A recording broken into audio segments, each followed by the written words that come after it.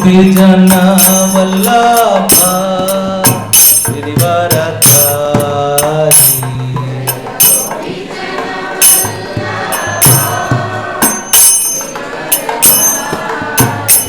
जय गोपीजन वल्लभ गिरिवरधारी।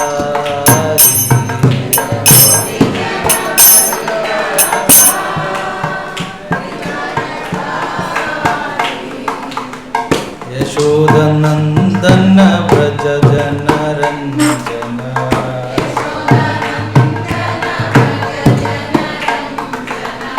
यशोदनंदन व्रज जन रंजन।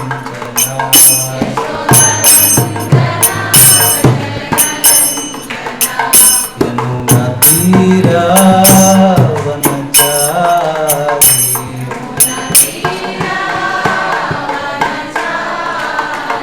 यमुना तीरा वनचारी।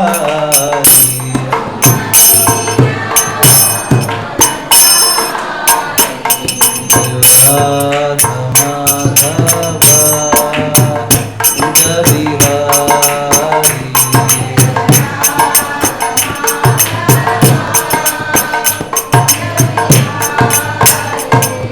हे कृष्ण हरे कृष्ण कृष्ण कृष्ण हरे हरे। हरे राम राम राम हरे हरे।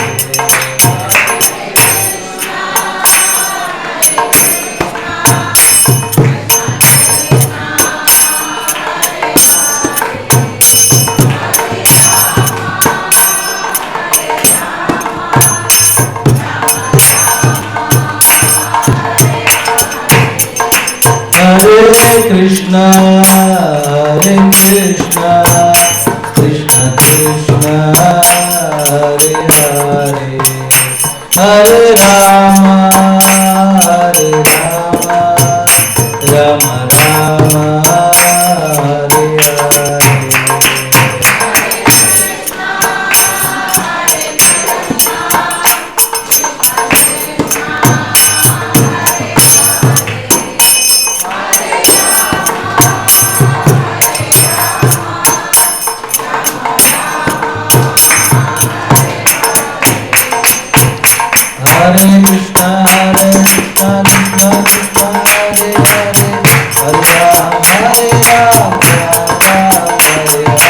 हरे राम राम हरे हरे।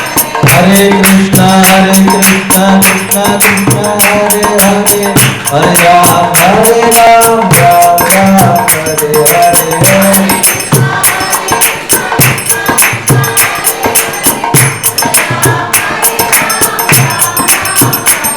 जय राधा माधव राधा माधव राधे।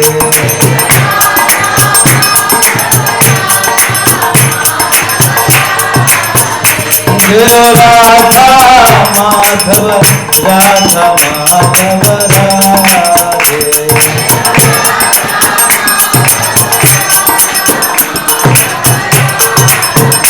जय हरे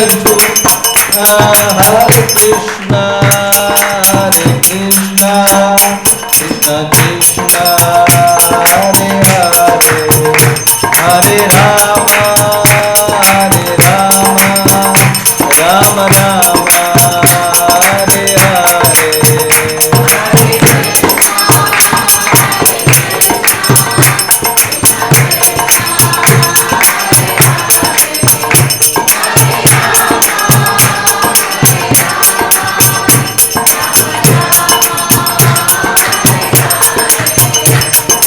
हरे कृष्ण कृष्ण कृष्ण हरे हरे। हरे Ram Ram Ram Hare Hare.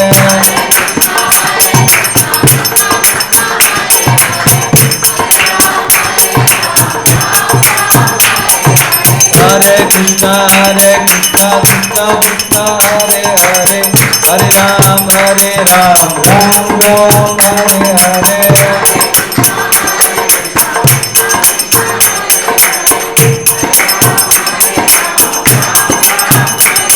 Prabhupada Jaya Prabhupada Prabhupada Jaya Prabhupada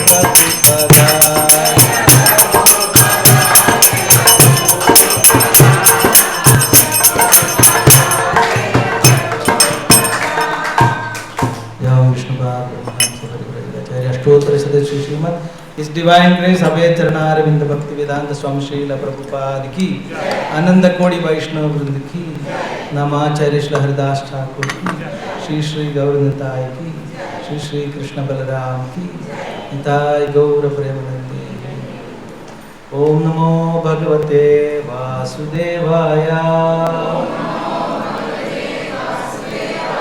Om Namo Bhagavate Vasudevaya Om Namo Bhagavate Vasudevaya Narayanam Namaskritya Naram Chaiva Narottamam Devim Saraswatim Vyasam Tato Jayamudreye Nashtaprayeshu Vadreshu Nityam Bhagavata Sevaya Bhagavati Uttama Shloke Bhaktir Bhavati Naishtaki Om Ajnanatimirandasya Jnananjana Shalakaya Chakshurum Milidam Mena Tasmai Shri Gurave Namah Mukam Karoti Vachalam Pankam Lankhayade Girim Yat Kripatamaham Vande Paramananda Madhavam Yat Kripatamaham Vande Shri Chaitanyam Ishwaram Yat Kripatamaham Vande Shri Gurum Dinatarinam Jai Shri Shri Sita Ram Lakshman Hanuman Hare Krishna.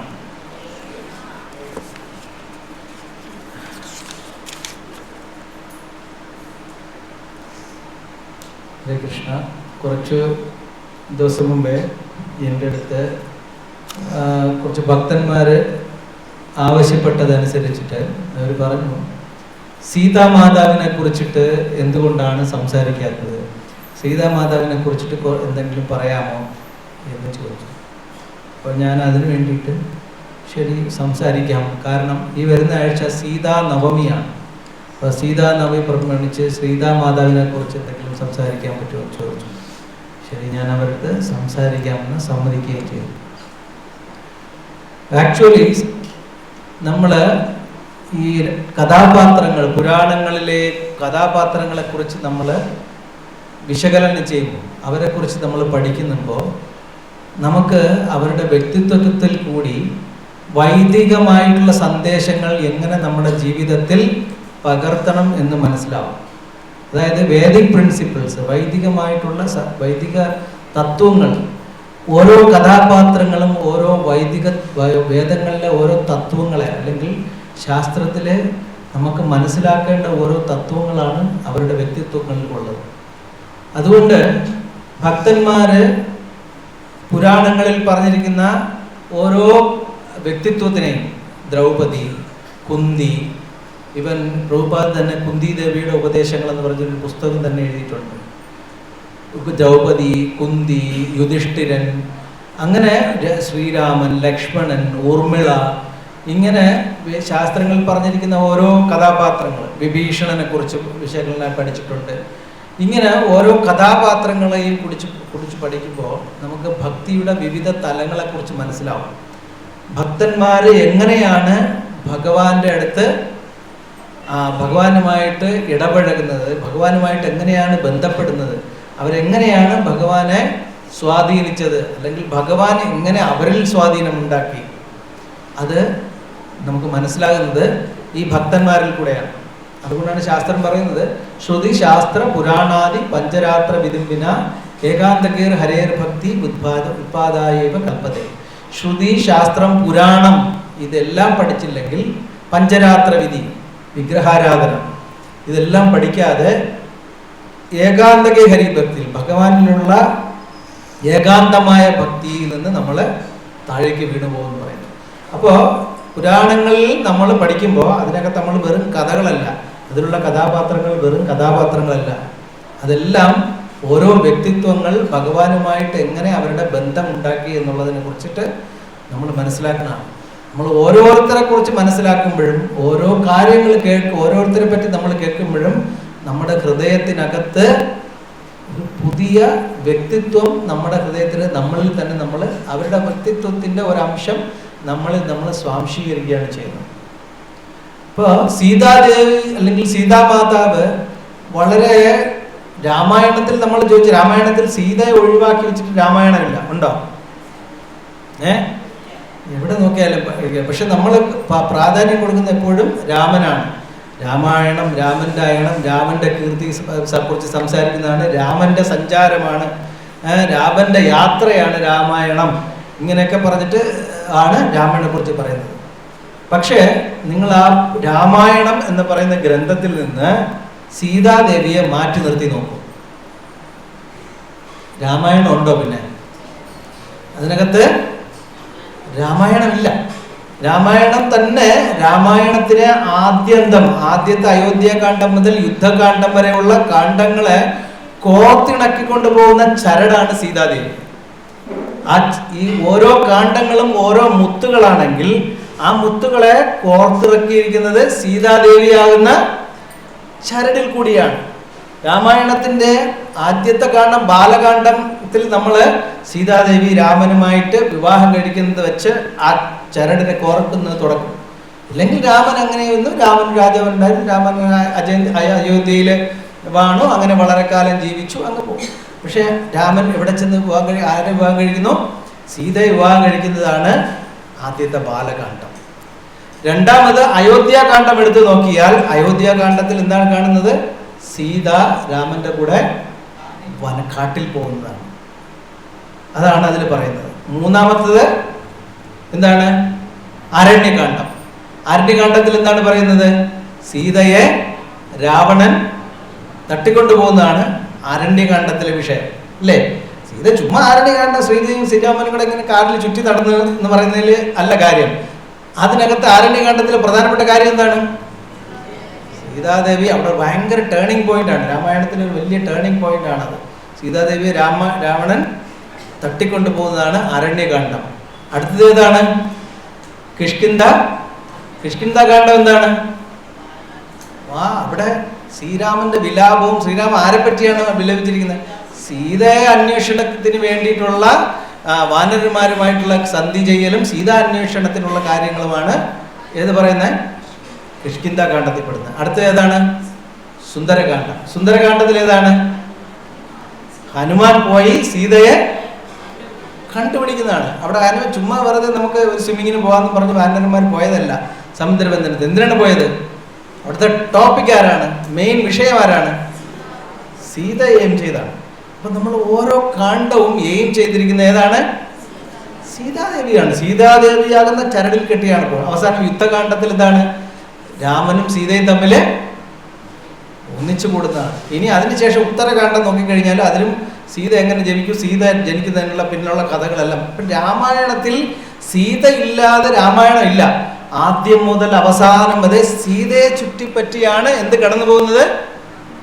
Ramayanam കടന്നു പോകുന്നത്. നമ്മൾ പക്ഷെ അതിനൊരു പ്രസക്ത വിഷയമായിട്ട് എടുക്കാറില്ല.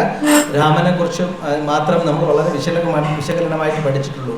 പക്ഷെ ഒരു പ്രധാന വ്യക്തിത്വമാണ് സീതാ മാതാവ്. അതിലുള്ള പ്രധാന വ്യക്തിത്വമാണ് സീതാമാതാവ്. ജനിക്കുന്നത് തന്നെ സീതയ്ക്ക് ഒരുപാട് പേരുകളുണ്ട്.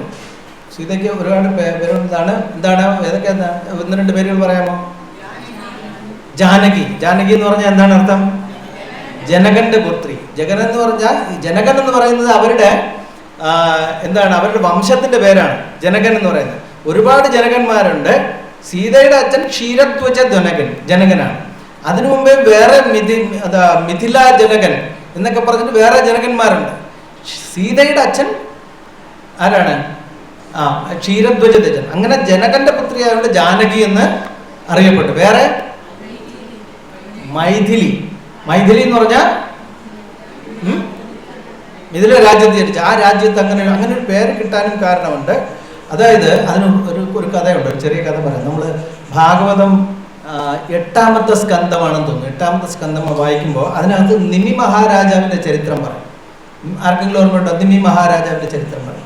നിമി മഹാരാജാവ് എന്ന് പറയുന്ന രാജാവുണ്ടായിരുന്നു. അദ്ദേഹം വസിഷ്ഠ മഹർഷിയുടെ ശിഷ്യനായിരുന്നു. അപ്പോൾ വസിഷ്ഠ മഹർഷിയുടെ ശിഷ്യനായിരുന്നു നിമി. അദ്ദേഹം ഒരു ഭക്തനായിരുന്നു. വലിയ ആത്മീയമായിട്ട് ആത്മീയവാദിയായിരുന്നു, ആത്മീയ കാര്യങ്ങളിൽ താല്പര്യമുള്ള ആളായിരുന്നു, വളരെ വസിഷ്ഠ മഹർഷിയുടെ പ്രിയപ്പെട്ട ശിഷ്യനായിരുന്നു. അദ്ദേഹം ഒരു പ്രാവശ്യം അദ്ദേഹത്തിന്റെ രാജ്യത്തിന്റെ ഐശ്വര്യത്തിന് വേണ്ടിയിട്ടും രാജ്യത്തിന് സമൃദ്ധിക്ക് വേണ്ടിയിട്ടും ഒരു യാഗം നടത്താൻ തീരുമാനിച്ചു. ആ യാഗത്തിന് വേണ്ടിയിട്ട് അദ്ദേഹം വസിഷ്ഠ മുനിയോട്, സ്വന്തം ഗുരുവായിട്ടുള്ള വസിഷ്ഠ മുനിയുടെ അടുത്ത് പോയി പറഞ്ഞു, എനിക്കൊരു യാഗം നടത്തണം, ഈ യാഗം അങ്ങ് നടത്തി തരണം എന്ന് പറഞ്ഞു. വസിഷ്ഠ മുനി പറഞ്ഞു, ഓ ശരി, നമുക്ക് നടത്താമല്ലോ എന്ന് പറഞ്ഞു. വസിഷ്ഠ മുനിക്ക് ഇതിന് ശേഷം വേറൊരു ഓഫർ എവിടെ നിന്ന് വന്നു? സ്വർഗത്തിൽ നിന്ന് വേറൊരു ഓഫർ വന്നു. എന്താണ്? ഞങ്ങൾക്കും എനിക്കും ഒരു യാഗം നടത്തി തരണം എന്ന് പറഞ്ഞ് സ്വർഗത്തിൽ നിന്ന്, ദേവലോകത്തിൽ നിന്ന് ഒരു ഓഫർ വന്നു. അപ്പൊ സ്വാഭാവികമായിട്ട് നമ്മൾ എന്ത് ചെയ്യും? നമുക്കാണ് ഇങ്ങനെ ഒരു ഓഫർ വരണമെങ്കിൽ നമ്മൾ വിചാരിക്കും, നമ്മളെ റിലേറ്റീവ് അല്ലേ, കുഴപ്പമില്ല, കുറച്ച് ദിവസം കഴിഞ്ഞാൽ ഇവർ വെയിറ്റ് ചെയ്യും, മറ്റേ ആൾക്കാർ അങ്ങനെയല്ലല്ലോ, വെളിയിൽ നിന്ന് വിളിച്ചതല്ലേ, അവിടെ പോയിട്ട് ചെയ്തിട്ട് വരാമെന്ന് പറഞ്ഞിട്ട് വസിഷ്ഠ മുനി വന്ന് ഇദ്ദേഹത്തിന്റെ നിമി മഹാരാജന്റെ അടുത്ത് നിന്ന് പറയും, എനിക്കിങ്ങനെ ഒരു ഓഫർ വന്നിട്ടുണ്ട് ദേവലോകത്ത് നിന്ന്, ഞാൻ അവിടെ പോയി, ദേവലോകത്ത് തന്നെ യജ്ഞത്തിന് വേണ്ടി, യാഗത്തിന് വേണ്ടി വിളിച്ചിട്ടുണ്ട്, ഞാൻ അവിടെ പോയി യാഗം ചെയ്തിട്ട് വന്നിട്ട് നിന്റെ യാഗം നടത്തി തരാം, ഞാൻ എവിടേക്ക് പോവുകയാണ്? ദേവലോകത്തിൽ. നിമി മഹാരാജ് ഒന്നും വേണ്ടിയില്ല. വസിഷ്ഠ മുനി അപ്പൊ തന്നെ എവിടെ പോയി? ദേവലോകത്തിലേക്ക് യാഗം നടത്താൻ വേണ്ടി പോയി. അങ്ങനെ അവിടെ പോയി വസിഷ്ഠ മുനി യാഗം നടത്തിക്കൊണ്ടത്. ഇവിടെ നിമി മഹാരാജ് എന്ത് ചെയ്തു? ഇവിടെ ഭൂമിയിൽ ഏറ്റവും വസിഷ്ഠ മുനിയുടെ മകനോ അങ്ങനെയാണ്, അദ്ദേഹത്തിന്റെ തന്നെ ഏറ്റവും ഇവിടെ തന്നെ വേറെ കുറച്ചുകൂടെ പ്രശസ്തനായ ഒരാളെ വിളിച്ചിട്ട് ഇദ്ദേഹം എന്ത് ചെയ്തു? ഇദ്ദേഹം വിചാരിച്ച യാഗം അങ്ങ് നടത്തുകയും ചെയ്തു. അങ്ങനെ രണ്ടുപേരും യാഗവും കഴിഞ്ഞു. വസിഷ്ഠ മുനി തിരിച്ചു വന്നിട്ട് നിമി മഹാരാജന്റെ അടുത്ത് വന്നിട്ട് പറയും, നമുക്ക് യാഗം നടത്തണ്ടേ, അവിടുത്തെ യാഗം കഴിഞ്ഞു. ഞാൻ വേറെ യാഗമൊക്കെ നടത്തി, വേറെ ആള് വെച്ച് യാഗമൊക്കെ നടത്തി. ഇത് വസിഷ്ഠ മുനിക്ക് അതങ്ങോട്ട് കേട്ട് സഹിച്ചില്ല. സ്വന്തം ശിഷ്യനായിട്ടുള്ള ആള് ഞാൻ വരാൻ കാത്തു നിൽക്കാതെ യാഗം നടത്തി എന്ന് ചോദിച്ചപ്പോൾ വസിഷ്ഠ മുനിക്ക് അതങ്ങോട്ട് ഇഷ്ടപ്പെട്ടില്ല. പക്ഷെ വസിഷ്ഠ മുനി അപ്പൊ തന്നെ ശപിച്ചു, നീ മരിച്ചു പോട്ടെ, നീ ഇപ്പൊ തന്നെ മരിച്ചു പോട്ടെ. ഉടനെ നിമിക്കും അതത്ര ഇഷ്ടപ്പെട്ടില്ല. നീ വിചാരിച്ചു, ഞാൻ എന്ത് തെറ്റ് ചെയ്തിട്ടാണ് എന്നെ ശപിച്ചത്? ഇല്ലേ, ഞാനും ഇനി യാഗം ചെയ്യാൻ വിളിച്ചു, ദേവന്മാരും യാഗം ചെയ്യാൻ വിളിച്ചു, എൻ്റെ യാഗമാണ് നേരത്തെ ഏറ്റത്, പക്ഷേ കൂടുതൽ ദക്ഷിണ കിട്ടുമെന്ന് പറഞ്ഞുകൊണ്ട് കാശുള്ളവരുടെ അടുത്ത് പോയി യാഗം ചെയ്യാൻ പോയിട്ട് എൻ്റെ യാഗം ഉപേക്ഷിച്ചത് എൻ്റെ തെറ്റാണോ? ഇല്ലേ, ഒരുപാട് ദക്ഷിണ കിട്ടുമെന്ന് പറഞ്ഞിട്ട് അങ്ങ് സ്വർഗലോകത്ത് പോയി എന്ത് ചെയ്തു? യാഗം ചെയ്യാൻ പോയി. എന്നിട്ട് എൻ്റെ യാഗത്തിനെ മൈൻഡ് ചെയ്തതുമില്ല. അതുകൊണ്ട് എന്ത് ചെയ്തു? ഞാൻ അങ്ങും മരിച്ചു പോട്ടെ, തെറ്റായ ഒരു കുറ്റവും ചെയ്യാത്ത എന്നെ ശപിച്ചത് കൊണ്ട് ഇദ്ദേഹം തിരിച്ച് ശപിക്കും, എൻ്റെ ഗുരുവായ അങ്ങും മരിച്ചു പോട്ടെ, അങ്ങും ഇപ്പം തന്നെ ശരീരം നശിച്ചു പോട്ടെ. അങ്ങനെ രണ്ടുപേരും ആ സ്പോട്ടിലെ മരിച്ചു. രണ്ടുപേർക്കും ശരീരമില്ല. രണ്ടുപേരും സാധാരണക്കാർ മരിക്കുന്ന പോലെ അല്ലാത്തതുകൊണ്ട് രണ്ടുപേരുടെ ആത്മാവ് അങ്ങനെ തന്നെ നിന്നു, ശരീരം രണ്ടുപേരുടേതും ഉപേക്ഷിക്കപ്പെട്ടു. ഇത് കണ്ടുകൊണ്ട് നിന്ന ബ്രാഹ്മണർക്ക് ആകെ വിഷമമായി. ബ്രാഹ്മണരെല്ലാം കൂടെ തീരുമാനിച്ചു, ഇതിനൊരു പരിഹാരം ഉണ്ടാക്കണം. രാജ്യത്ത് രാജാവും ഇല്ല, ഗുരുവും ഇല്ലാത്ത ഈ അവസ്ഥയിൽ രാജ്യം അനാഥമായി പോകും. ബ്രാഹ്മണരൊക്കെ ചെന്നിട്ട്, ഇന്നത്തെ നമ്മളെപ്പോലെ ബ്രാഹ്മണരല്ല, അവർ ഭയങ്കര അത്രയും പവർഫുൾ ബ്രാഹ്മൺസ് ആണ്. ബ്രാഹ്മൺസ് എന്ന് പറഞ്ഞാൽ അവർക്ക് എന്തും ചെയ്യാനുള്ള കഴിവാണ്. നിമി മറ്റേ എന്താണ് പ്രഭു, ആ പൃഥുവിന്റെ വംശത്തിലുള്ള രാജാവ്, അദ്ദേഹം ഇവരെ മഹർഷിമാരെല്ലാം ചെന്ന് ഹുങ്കാരം ചെയ്ത് കൊന്ന്, ഞാൻ പേര് വിട്ടുപോയി, പൃഥു മഹാരാജാവ്. അവര് ഹും എന്ന് പറഞ്ഞിട്ട് ഒരു മന്ത്രം ജപിച്ചിട്ടുണ്ട് ഒരാളെ കൊന്ന്. അവരങ്ങനെ ഇങ്ങനെ അന്നത്തെ ബ്രാഹ്മണരോ മഹർഷിമാരോ രാജ്യഭരണത്തിലോ രാജ്യകാര്യങ്ങളിലോ ഒന്നും ഇടപെടില്ല, അവരൊന്നും ഇടപെട്ടില്ല. പക്ഷെ ഒരു രാജ്യം ഒരു പ്രതിസന്ധി ഘട്ടത്തിലാവുമ്പോൾ മാത്രമേ അവരിതിൽ ഇടപെടൂ. കാരണം അവരൊരിക്കലും അവരുടെ ബോധം ഒരിക്കലും ഈ രാഷ്ട്രീയ കാര്യങ്ങളിലോ മറ്റുള്ള കാര്യങ്ങളിലോ ഇടപെടാൻ അവർക്ക് ആഗ്രഹിക്കുന്നില്ല. അവരെപ്പോഴും ആത്മീയതയെ മാത്രം ചെയ്ത് അവരൊന്നിനും ഇടപെടില്ല. വലിയ പ്രതിസന്ധി വരുമ്പം രാജ്യത്തിന് നാശം സംഭവിക്കുന്ന കാരണം മാത്രം അവർ കറക്റ്റ് ചെയ്യാൻ വേണ്ടിയിട്ട് വരുള്ളൂ. അപ്പോൾ ഇവർ വന്ന് പറഞ്ഞ്, ഇതിപ്പോൾ ഒരു പ്രതിസന്ധിയാണ്, രണ്ടുപേരും ആത്മാക്കളെ അവർ വന്ന് ഒരു കാര്യം ചെയ്യാം, ഞങ്ങളുടെ മന്ത്രശക്തി കൊണ്ട് ഞങ്ങൾ നിങ്ങളെ എന്ത് ചെയ്യാം, പുനരുജ്ജീവിപ്പിക്കാം, നിങ്ങൾക്ക് വേറെ ശരീരം ഞങ്ങൾ തരാമെന്ന് പറഞ്ഞു. അപ്പം നിമിയുടെ അടുത്ത് ചോദിച്ചപ്പോൾ പറഞ്ഞ്, നിമിമാരടുത്ത് പറഞ്ഞ്, ഞങ്ങൾ അങ്ങയുടെ ശരീരം തിരിച്ചു തരാം, ഞങ്ങളുടെ പവർ ഉപയോഗിച്ച് ശക്തി ഉപയോഗിച്ച് തരാം. നിങ്ങൾ പറഞ്ഞു, എനിക്കിനി ശരീരമൊന്നും വേണ്ട. നിമി പറഞ്ഞു, ഉള്ള ശരീരത്തിൽ ഇരുന്നേ ഉള്ള കർമ്മമെല്ലാം ഉണ്ടാക്കി, എങ്ങനെ അത് നഷ്ടപ്പെട്ട് കിട്ടി, ഞാൻ ഇനി വീണ്ടും അതിലോട്ട് കയറിപ്പോയി വീണ്ടും പുതിയ കർമ്മം ഉണ്ടാക്കാൻ വരേണ്ട ഒരാവശ്യമില്ല, എനിക്കതൊരു താല്പര്യമേ ഇല്ല, എനിക്കിനി ശരീരം നേടിയിട്ട് ഒന്നും ഈ ലോകത്ത് നേടാനില്ല, എങ്ങനെയെങ്കിലും നഷ്ടപ്പെട്ട് കിട്ടിയത് തന്നെ എനിക്ക് വലിയ കാര്യം എന്ന് നിമി മഹാരാജ് പറഞ്ഞു. ഞാൻ ഇനി വീണ്ടും അതിലോട്ട് വലിഞ്ഞു കയറി, ഞാൻ ഇനി വീണ്ടും എന്തിനാണ് പുതിയ കർമ്മങ്ങൾ ചെയ്ത്, അത്രയ്ക്കും വലിയ പ്രഷ്യസ് ആയിട്ടൊന്നും ഈ ഭൗതിക ലോകത്ത് ശരീരത്തിനില്ലാന്ന്. കാരണം നിമി മഹാരാജാവ് വലിയ അത്രയ്ക്കും ആധ്യാത്മികമായി പുരോഗമിച്ച ആളായിരുന്നു. അദ്ദേഹം പറഞ്ഞു, എനിക്കിനി ഈ ശരീരത്തിൽ വീണ്ടും തിരിച്ച് കയറി വന്നിട്ട് എനിക്ക് ഭൗതിക ലോകത്തിൽ ഒന്നും ചെയ്യാനില്ല, ഞാൻ ഇനി കയറി വന്നിട്ടൊന്ന് പുതിയ കർമ്മങ്ങൾ ചെയ്യും, ഭൗതികമായ ആക്ടിവിറ്റീസ് അല്ലേ ചെയ്യണം, അതുകൊണ്ട് എനിക്ക് അതിൽ വലിയ താല്പര്യമൊന്നുമില്ല, ഞാൻ എൻ്റെ ആത്മീയ യാത്ര ഞാൻ മുകളിലേക്ക് തുറന്നോളാം, ഞാൻ ആത്മീയ ലോകത്തിലേക്ക് പ്രാപ്തിക്കും. അത്രയും പവർഫുൾ ആയിരുന്നു അദ്ദേഹം. അപ്പോൾ അദ്ദേഹം പറഞ്ഞു ഞാൻ ആത്മാവായി തന്നെ തുറന്നോളാം. വസിഷ്ഠനോട് ചോദിച്ചപ്പോൾ വസിഷ്ഠൻ പറഞ്ഞു കുഴപ്പമില്ല, എനിക്ക് ശരീരം ഞാൻ സ്വീകരിച്ചോളാം എന്ന് പറഞ്ഞു.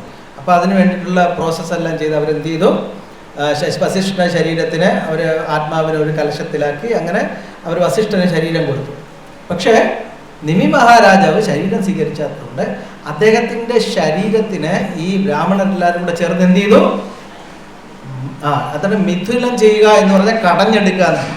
ഇങ്ങനെ കടഞ്ഞ് അതിൽ നിന്ന് ഒരു ജനകനുണ്ടായി, മിഥുനധ്വജൻ എന്താ പറഞ്ഞ ഒരു ജനകൻ, കറക്റ്റ് പേരല്ല, ഒരു ആര് ഉണ്ടായി, ഒരു രാജാവ് ഉണ്ടായി. അദ്ദേഹമാണ് പിന്നെ ആ രാജ്യം, ആ നിമി മഹാരാജാവ്. അങ്ങനെ ആ മിഥിലാദേശം എന്ന് പറഞ്ഞ രാജ്യത്തിന് പേര് വരികയും ആ രാജ്യത്തിൻ്റെ പേര് വെച്ചിട്ട് ആർക്ക്, സീതാ ദേവിക്ക് അങ്ങനെ ഒരു പേര് കിട്ടി. അത് കൂടാതെ ആ രാജ്യത്ത് ഈ വൈദേഹി എന്നൊരു പേരുണ്ട്, അറിയാമോ? വൈദേഹി പോകേണ്ട ബാലെ എന്താണ് അതാണ് പൈതാക ശാന്തിക്ക് ഉപായങ്ങളില്ല. അദ്ദേഹം ശ്രീരാമൻ പറയണ്ടേ, വൈദേഹി വേണ്ട വരണ്ട, അവിടെ പൈതാ വിശപ്പിനും വെള്ളത്തിനൊന്നും കിട്ടില്ല എന്നൊക്കെ പറയുന്നത്. അതുകൊണ്ട് നമുക്കറിയാം വൈദേഹി എന്നുള്ള പേരറിയാം. അപ്പോൾ വൈദേഹി എന്നുള്ള പേര്, വൈദേഹം എന്ന് പറയുന്നത് ദേഹവുമായിട്ട് ബന്ധപ്പെട്ടുള്ള വാക്കാണ് വൈദേഹം. വിദേഹം എന്ന് പറഞ്ഞാൽ ദേഹത്തിൻ്റെ അടുത്ത് താല്പര്യമില്ലാത്തത് അല്ലെങ്കിൽ ദേഹത്തിനെ ഉപേക്ഷിച്ചത് എന്നുള്ളത് അർത്ഥമാണ്. അങ്ങനെ ആ നിമി രാജാവിനെ ആ ദേഹം ഉപേക്ഷിച്ചിട്ടുള്ള ശരീരം ഉപേക്ഷിച്ച് ശരീരത്തിന് താല്പര്യമില്ലാത്തത് കൊണ്ട് ആ രാജ്യത്തിന് ഒരാളുണ്ടായിരുന്നത് കൊണ്ട് ആ രാജ്യത്തിന് വൈദേഹം എന്നുള്ള പേരും വിദേഹം എന്നുള്ള പേരും വന്നു, ആ മിഥിലാപുരിക്ക് വന്നു. അങ്ങനെ അതുമായിട്ട് ബന്ധപ്പെട്ട് സീതയ്ക്ക് എന്തോ പേര് കിട്ടി, വൈദേഹി എന്നുള്ള പേരും കിട്ടി. അടുത്ത് ഇനിയൊരു പേര് എന്താണ് നമ്മളെല്ലാവരും വിളിക്കുന്ന സീത നമ്മൾ വീട്ടിൽ വിളിക്കുന്ന പേര് അല്ലേ? നമുക്കെല്ലാവർക്കും ഒരുപാട് പേരുണ്ടെങ്കിലും നമ്മൾ പെട്ടെന്ന് വിളിക്കൂലേ? നമ്മളെ മാമി മാതാജിയുടെ ദീക്ഷാ പേരുണ്ട്, മാമി മാതാജിക്ക് വീട്ടിൽ പേരുണ്ട്. പക്ഷെ നമ്മളെല്ലാം മാമി മാതാജി എന്തെന്ന് വിളിക്കുള്ളൂ, മാമി എന്നേ വിളിക്കുള്ളൂ ഇല്ലേ? അതുപോലെ അറിയപ്പെടുന്ന ഒരു പേര് ഏതാണ്? സീത. സീത എന്ന് പറഞ്ഞാൽ എല്ലാവർക്കും ബാക്കി പേരൊക്കെ പിന്നെ നമുക്കറിയാം, നോക്കിയില്ല, സീത എന്നുള്ള പേര്. അത് ഈ ജനക മഹാരാജാവ് വിശിഷ്ടമായ ഒരു യജ്ഞം നടത്തി. ആ യജ്ഞത്തിന്റെ പ്രത്യേകത എന്ന് പറഞ്ഞാൽ ആ യജ്ഞം കഴിഞ്ഞ ശേഷം രാജാവ് എന്ത് ചെയ്യണം, നോക്കം ഉപയോഗിച്ച് കലപ്പ ഉപയോഗിച്ചിട്ട് നില ഉഴണം. യജ്ഞത്തിന്റെ അവസാനം നിലം ഉഴുതു മറിക്കണം. അതാണ് യജ്ഞത്തിന്റെ പരിപൂർണത എന്ന് പറയുന്നത്, നിലം ഉഴണം. അങ്ങനെ നിലം ഉഴുതുകൊണ്ടിരിക്കുന്ന സമയത്ത് ഈ നിലത്തിന്റെ ഇത് അറ്റം എവിടെയെങ്കിലും കുടുങ്ങും. ഈ കലപ്പയുടെ നിലം ഉഴുമ്പോൾ എവിടെ കുടുങ്ങുമ്പോൾ രാജാവ് എന്ത് ചെയ്യും, ഇതിന് മൂവൊക്കെ നമ്മളാണെങ്കിൽ അതിനെ എടുത്ത് 2 ഇടിയൊക്കെ വെട്ടി വീണ്ടും കാളൊക്കെ ഇട്ട് 2 അടിയൊക്കെ അടിച്ച് അങ്ങനെയൊക്കെയാണ് ചെയ്യുന്നത്. പക്ഷെ ഇവരങ്ങനെയല്ല. ആ രാജാവ് അപ്പം തന്നെ അവിടെയുള്ള ബ്രാഹ്മണർക്കും വിശിഷ്ട വ്യക്തികൾക്കും ഒക്കെ ദാനം ചെയ്യും, ഒരുപാട് ദാനം ചെയ്യും. ദാനം കൊടുത്തു കഴിയുമ്പോഴത്തേക്കും വീണ്ടും കലപ്പം മൂവാൻ തുടങ്ങും, വീണ്ടും സ്റ്റക്കാവും, വീണ്ടും ദാനം കൊടുക്കും, വീണ്ടും സ്റ്റക്കാവും, വീണ്ടും. ഇന്നത്തെ കാലത്താണ് ഉണ്ടായിരുന്നെങ്കിൽ നമ്മൾ ആദ്യം സ്റ്റക്കാവും, യാഗം ചെയ്യുന്നവർ ആദ്യം പലയിടത്തും സ്റ്റക്കാവാനുള്ള സാധനങ്ങളൊക്കെ ഫിക്സ് ചെയ്ത് വെക്കുമായിരുന്നു. പക്ഷെ അന്നങ്ങനെയല്ല. അങ്ങനെ രാജാവ് കൊടുത്ത് വന്നപ്പോൾ ഒരു സ്ഥലത്ത് പോയി സ്റ്റക്കായിട്ട് എന്ത് ചെയ്യുന്നില്ല, കലപ്പ അനങ്ങുന്നില്ല. കലപ്പയ്ക്ക് ഒരു അനക്കമില്ല, കലപ്പ അനങ്ങുന്നില്ല. അപ്പോൾ രാജാവ് കുറേ ദാനമൊക്കെ കൊടുത്തു, എത്ര ദാനം കൊടുത്തിട്ടും കലപ്പ അനങ്ങുന്നില്ല. അവസാനം അവിടെ കുഴിച്ചു നോക്കാൻ തീരുമാനിച്ചപ്പോൾ ഈ കലപ്പ ഒരു സ്വർണ്ണപ്പെട്ടിയിൽ കുടുങ്ങി നിൽക്കുന്നു. എന്നിട്ട് അതിനെ കലപ്പ നോക്കുമ്പോൾ അതിനൊക്കെ അതിസുന്ദരിയായ നല്ല സ്വർണ്ണ നിറത്തിലുള്ള ഒരു പെൺകുട്ടി ഈ പെട്ടിക്കകത്തിരിക്കുന്നു. അങ്ങനെ ഭൂമിയിൽ നിന്ന് ഈ കുട്ടി കിട്ടിയത് കൊണ്ട് ഈ ഭൂമിസുത എന്നുള്ള പേര് കിട്ടി. ഈ കലപ്പയുടെ അറ്റത്തിന് സീത എന്നാണ് പറയുന്നത്. അങ്ങനെ ആ കലപ്പയുടെ അറ്റം കൊണ്ട് ജനിച്ചവളായതുകൊണ്ട് സീത എന്നുള്ള പേരും കിട്ടി. അപ്പോൾ സീത വളരെ സുന്ദരിയായിരുന്നു. വളരെ സുന്ദരി എന്ന് പറഞ്ഞാൽ സ്വർണത്തിൻ്റെ നിറമായിരുന്നു എന്നാണ് പറയുന്നത്. സീതയുടെ സൗന്ദര്യത്തിൽ കേട്ട് സീതയുടെ ശബ്ദത്തിനെ അനുകരിക്കാൻ ഹംസങ്ങൾ പോലും കൊതിച്ചിരുന്നു എന്നാണ് പറയുന്നത്. അത്രയ്ക്ക് വൈശിഷ്ട്യമായിട്ടെന്ന് പറയുന്നത്. സീതയുടെ ശരീരത്തിൻ്റെ മൃദുലത എന്ന് പറഞ്ഞാൽ തന്നെ ഈ മാവിൻ്റെ തളിരില്ലേ, മാവിൻ്റെ പുതിയ വന്ന ഇല, ആ ഇല വന്ന് ഇങ്ങനെ അവിടുന്ന് ഇളകി വന്ന് സീതയുടെ ദേഹത്തോ മുഖത്തോ വീണ് കഴിഞ്ഞാൽ ആ വീണ ഭാഗം ചുവന്നു പോകുമെന്നാണ് പറയുന്നത്.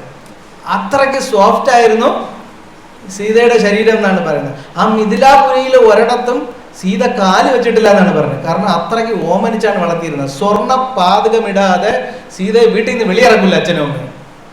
അങ്ങനെ താലോലിച്ച് കൊണ്ടുവന്നതാണ് സീത. അങ്ങനെ സീതയും കൂട്ടുകാരികളും കൂടെ അങ്ങനെ ആ കൊട്ടാരത്തിൽ അങ്ങനെ കളിച്ചു വളർന്നു. ഒരു ദിവസം അവർ പന്ത് കളിച്ചുകൊണ്ടിരിക്കുകയായിരുന്നു.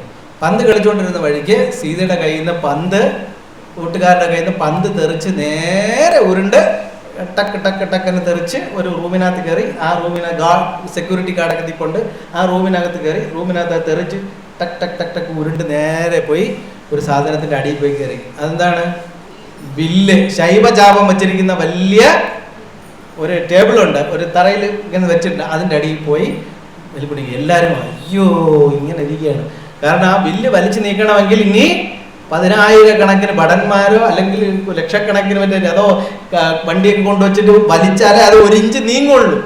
പന്ത് പോയി. എല്ലാവരും പറഞ്ഞ് പന്ത് പോയി. ഭടന്മാർ നോക്കിക്കൊണ്ടിരിക്കുന്നു. പിള്ളേർ പന്തൊക്കെ ഓടിപ്പിക്കുകയാണ്. സീത ഓടിക്കൊണ്ട് വരണേ, പന്തെവിടെ പന്തെവിടെ ഓടിക്കൊണ്ട് പറയും. പന്ത് അതിൻ്റെ അടിയിൽ പോയി. സീത അതിൻ്റെ അടിയിൽ പോയോ? ഓടി ചെന്നിട്ട് എന്ത് ചെയ്തു? ഇടത്തെ കൈ കൊണ്ട് വില്ലെടുത്ത് പൊക്കിയിട്ട് കൈയിട്ട് വലത്തെ കൈ കൊണ്ട് ബോൾ കൊടുത്ത് ബില്ലിനെ അവിടെ വെച്ചിട്ട് സീത പന്ത് കൊണ്ട് ഓടിയങ്ങ് പോയി. ഇത് കണ്ട ഭടന്മാർ 2-3 ബോധം കെട്ട് വിടുന്നത്. 2-3 ബാക്കിയുള്ളവരെ നാക്കൊക്കെ വെളിയിൽ തള്ളി നിൽക്കുകയാണ്. എന്താണ് സംഭവിച്ചെന്ന് അവർ പിടിക്കുന്നില്ല. ഇവര് ഈ ബില്ല് ഒന്ന് തുടച്ചിട്ട് അപ്പുറം വലിച്ച് അങ്ങോട്ട് നീക്കി അതിൻ്റെ അടി ക്ലീൻ ചെയ്യണമെങ്കിൽ രാജാവ് ഒരാഴ്ച മുമ്പ് അനൗൺസ് ചെയ്യും.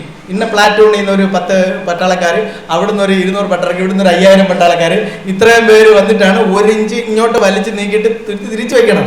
സീത കൂളായിട്ട് ഓടിച്ചെന്ന്, കൊച്ചുകുട്ടി 5 വയസ്സുള്ള കൊച്ചുകുട്ടി ഓടിച്ചെന്ന് ഇടത്തെ കൈ കൊണ്ട് പൊക്കിയിട്ട് ബാൾ കൊടുത്തിട്ട് തിരിച്ചവിടെ വെച്ചിട്ട് അങ്ങ് പോയി. അപ്പോൾ എത്ര പവർഫുള്ളാണ് സീത എന്ന് മനസ്സിലാക്കിക്കോളാം. ഇത് എവിടെ എത്തി? ജനകന്റെ അടുത്ത് ഇവരെല്ലാം കൂടെ അന്തം വിട്ട് പോയി പറയാം, അയ്യോ സീത ഇങ്ങനെ ചെയ്തത്. അതോടെ ജനകന്റെ ഹൃദയം അങ്ങ് തകർന്നു പോയി. സാധാരണ അച്ഛനും അമ്മയ്ക്ക് എന്തുണ്ടെങ്കിൽ അയ്യോ എൻ്റെ മോൾ ഇത്ര ശക്തിയാണെന്ന് പറഞ്ഞിട്ട് ആകെപ്പാട് ജനകൻ വിചാരിച്ച് ഇനി ഇവളെ ഞാൻ ആരെ കൂടെ കെട്ടിച്ചു വിടും, ഇനി ഇവളെ ഞാൻ ഈ വില്ലെടുത്ത് പോക്കണമെങ്കിൽ അറ്റ്ലീസ്റ്റ് ഇത്ര പൊക്കിയെടുത്ത് വെക്കണമെങ്കിൽ അറ്റ്ലീസ്റ്റ് ഇത് അനക്കാൻ പറ്റുന്ന ഒരു ചെറുക്കനെങ്കിലും കിട്ടണ്ടേ. അറ്റ്ലീസ്റ്റ് ഇവള് കെട്ടിക്കൊണ്ടോടെ പയ്യനോട് ആലിംഗനം ചെയ്യെങ്കിലും ചെയ്തു കഴിഞ്ഞാൽ ആ പയ്യന്റെ അവസ്ഥ എന്തായി പോവും. ഇതാണ് ആര് ആലോചിച്ചത്? ജനക മഹാരാജാവ് ആലോചിച്ചത്. ഒരു വഴിയില്ല. അപ്പൊ ജനക മഹാരാജാവ് കുറെ സമയം ആലോചിച്ച് വിചാരിച്ച് ഇനി ഇവളെ കിട്ടണമെങ്കിൽ ഒരേ ഒരു വഴിയേ ഉള്ളൂ. ആര് വന്ന് ഈ വില്ലെടുത്ത് പൊക്കി കൊലയ്ക്കുന്നോ അയാൾക്ക് ഞാൻ ഈ സീതയെ കെട്ടിക്കൊടുക്കും. കാരണം വേറെ വഴിയില്ല. കാരണം ഒരു പെൺകുട്ടി കെട്ടിക്കൊടുക്കും. പണ്ടൊക്കെ കണ്ടില്ലേ, ഇത് ചെല്ലുമ്പോഴത്തേക്കും വീട്ടിൽ ചെല്ലുമ്പോഴത്തേക്ക് വീട്ടിലുള്ളവർക്കറിയാം ഈ പെൺകുട്ടിയുടെ പവർ അത്രയൊക്കെയാണ്. ഇവിടെ പാവം പോലെയൊക്കെ ഇരിക്കും. വീട്ടിൽ നിന്ന് വെളിയിറങ്ങില്ലെങ്കിൽ ഇവിടെ കൺട്രോൾ ചെയ്യാനാണ് ഒത്തിരി ബുദ്ധിമുട്ടാണെന്ന് അറിയാം. പണ്ടൊക്കെ ഇന്ന് വിവാഹം കഴിക്കാൻ ചെല്ലുന്ന പയ്യന് അവിടെ ഉള്ള നല്ല പുളിയുടെ മുട്ട എടുത്തിട്ട് കൊടുക്കും. പുളിമുട്ട കണ്ടിട്ടുണ്ടോ? വലിയ പുളിയുടെ മുട്ട. പണ്ടൊക്കെ കറിഞ്ഞു എൻ്റെ അപ്പൂപ്പനൊക്കെ പറഞ്ഞിട്ടുണ്ട്, പുളിമുട്ട് മൊത്തം കോടാലി എടുത്ത് കൊടുക്കും. ഇത് മൊത്തം കീറിയിട്ടാലേ പെണ്ണിനെ കെട്ടിക്കാൻ പറ്റുള്ളൂ എന്ന് പറയും. തമിഴില് അകനാനൂറ് പുറനാനൂറ് എന്ന് പറഞ്ഞിട്ട് കവിതയുണ്ട്. അതിൽ ഒരിടത്ത് ഈ വിപ്രലംബ ശൃംഗാരത്തിനെ കുറിച്ചും സംഗമ ശൃംഗാരത്തെ കുറിച്ചൊക്കെ വിശദീകരിക്കുന്ന ഈ പറയുന്നുണ്ട്. അതിൽ ഒരു സ്ഥലത്ത് അകനാനൂറിലാണെന്ന് തോന്നുന്നു. അതിൽ പറഞ്ഞിരിക്കുന്ന ഒരു പയ്യൻ ഒരു പെൺകുട്ടി വിവാഹം കഴിക്കണമെങ്കിൽ അവിടെ ചെന്നിട്ട് ഇവൻ ആദ്യം ആ പയ്യന്റെ അച്ഛൻ്റെ അടുത്ത് ചെന്നിട്ട് ചോദിക്കും, എനിക്ക് ഈ പെൺകുട്ടിയെ കല്യാണം കഴിച്ചതെന്ന് പറയും. കണ്ടിഷ്ടപ്പെട്ടിട്ടാണ് പോയി ചോദിക്കണേ. പയ്യൻ വെച്ച് പറയും, പറ്റൂല, നീ നിന്റെ യോഗ്യതയൊക്കെ തെളിയിച്ചിട്ട് വാ, എന്നാലേ പറ്റുള്ളൂ എന്ന് പറയും. അപ്പോൾ ഒരുപാട് പ്രാവശ്യം ചോദിച്ചിട്ട് പിടിക്കാൻ പോകുമ്പോൾ ഇവ എന്ത് ചെയ്യും? ഒരു വലിയ മടൽ എടുത്ത് കൊണ്ടൊരു കുതിര ഉണ്ടാക്കി അതിൻ്റെ മുകളിൽ പട്ടിണി ഇരിക്കും. അവസാനം കുറേ ദിവസം പട്ടിണി ഇരുന്നിട്ട് ഉടൻ മടലേറ്റൽ മടലേറലെന്ന് പറഞ്ഞൊരു ചടങ്ങുണ്ട്. അതിൻ്റെ മുകളിൽ കയറി ഇരുന്നിട്ട് അവസാനം അവന് കുറച്ച് ദിവസം ഇരുന്നിട്ട് മരിക്കാറാകുമ്പോൾ ഇവ എന്ത് ചെയ്യും? കുറേ ദിവസം വിശപ്പ് താവ് വരുന്ന അവസാനം കെട്ടിച്ച് കൊടുക്കില്ല എന്ന് പറയും. അവൻ്റെ വാൾ അവിടെ കുത്തി വെച്ചിട്ട് അവ എന്ത് ചെയ്യും? അതിൻ്റെ മുകളിൽ ചാടി മരിച്ച് അവൻ്റെ ധീരത എങ്ങോട്ടോ തെളിയിക്കാൻ പോകുന്ന സമയത്ത് അച്ഛൻ വന്ന് വേണ്ട എന്ന് പറഞ്ഞുകൊണ്ട് കെട്ടിച്ചു കൊടുക്കും അല്ലേ? അതുപോലെ നമ്മളെ ശ്രീക്ഷേത്ര പ്രഭുവാണെന്നുള്ള ഒരു ബ്രാഹ്മിൺസ് കമ്മ്യൂണിറ്റിയിൽ ഒരു സംഭവമുണ്ട്.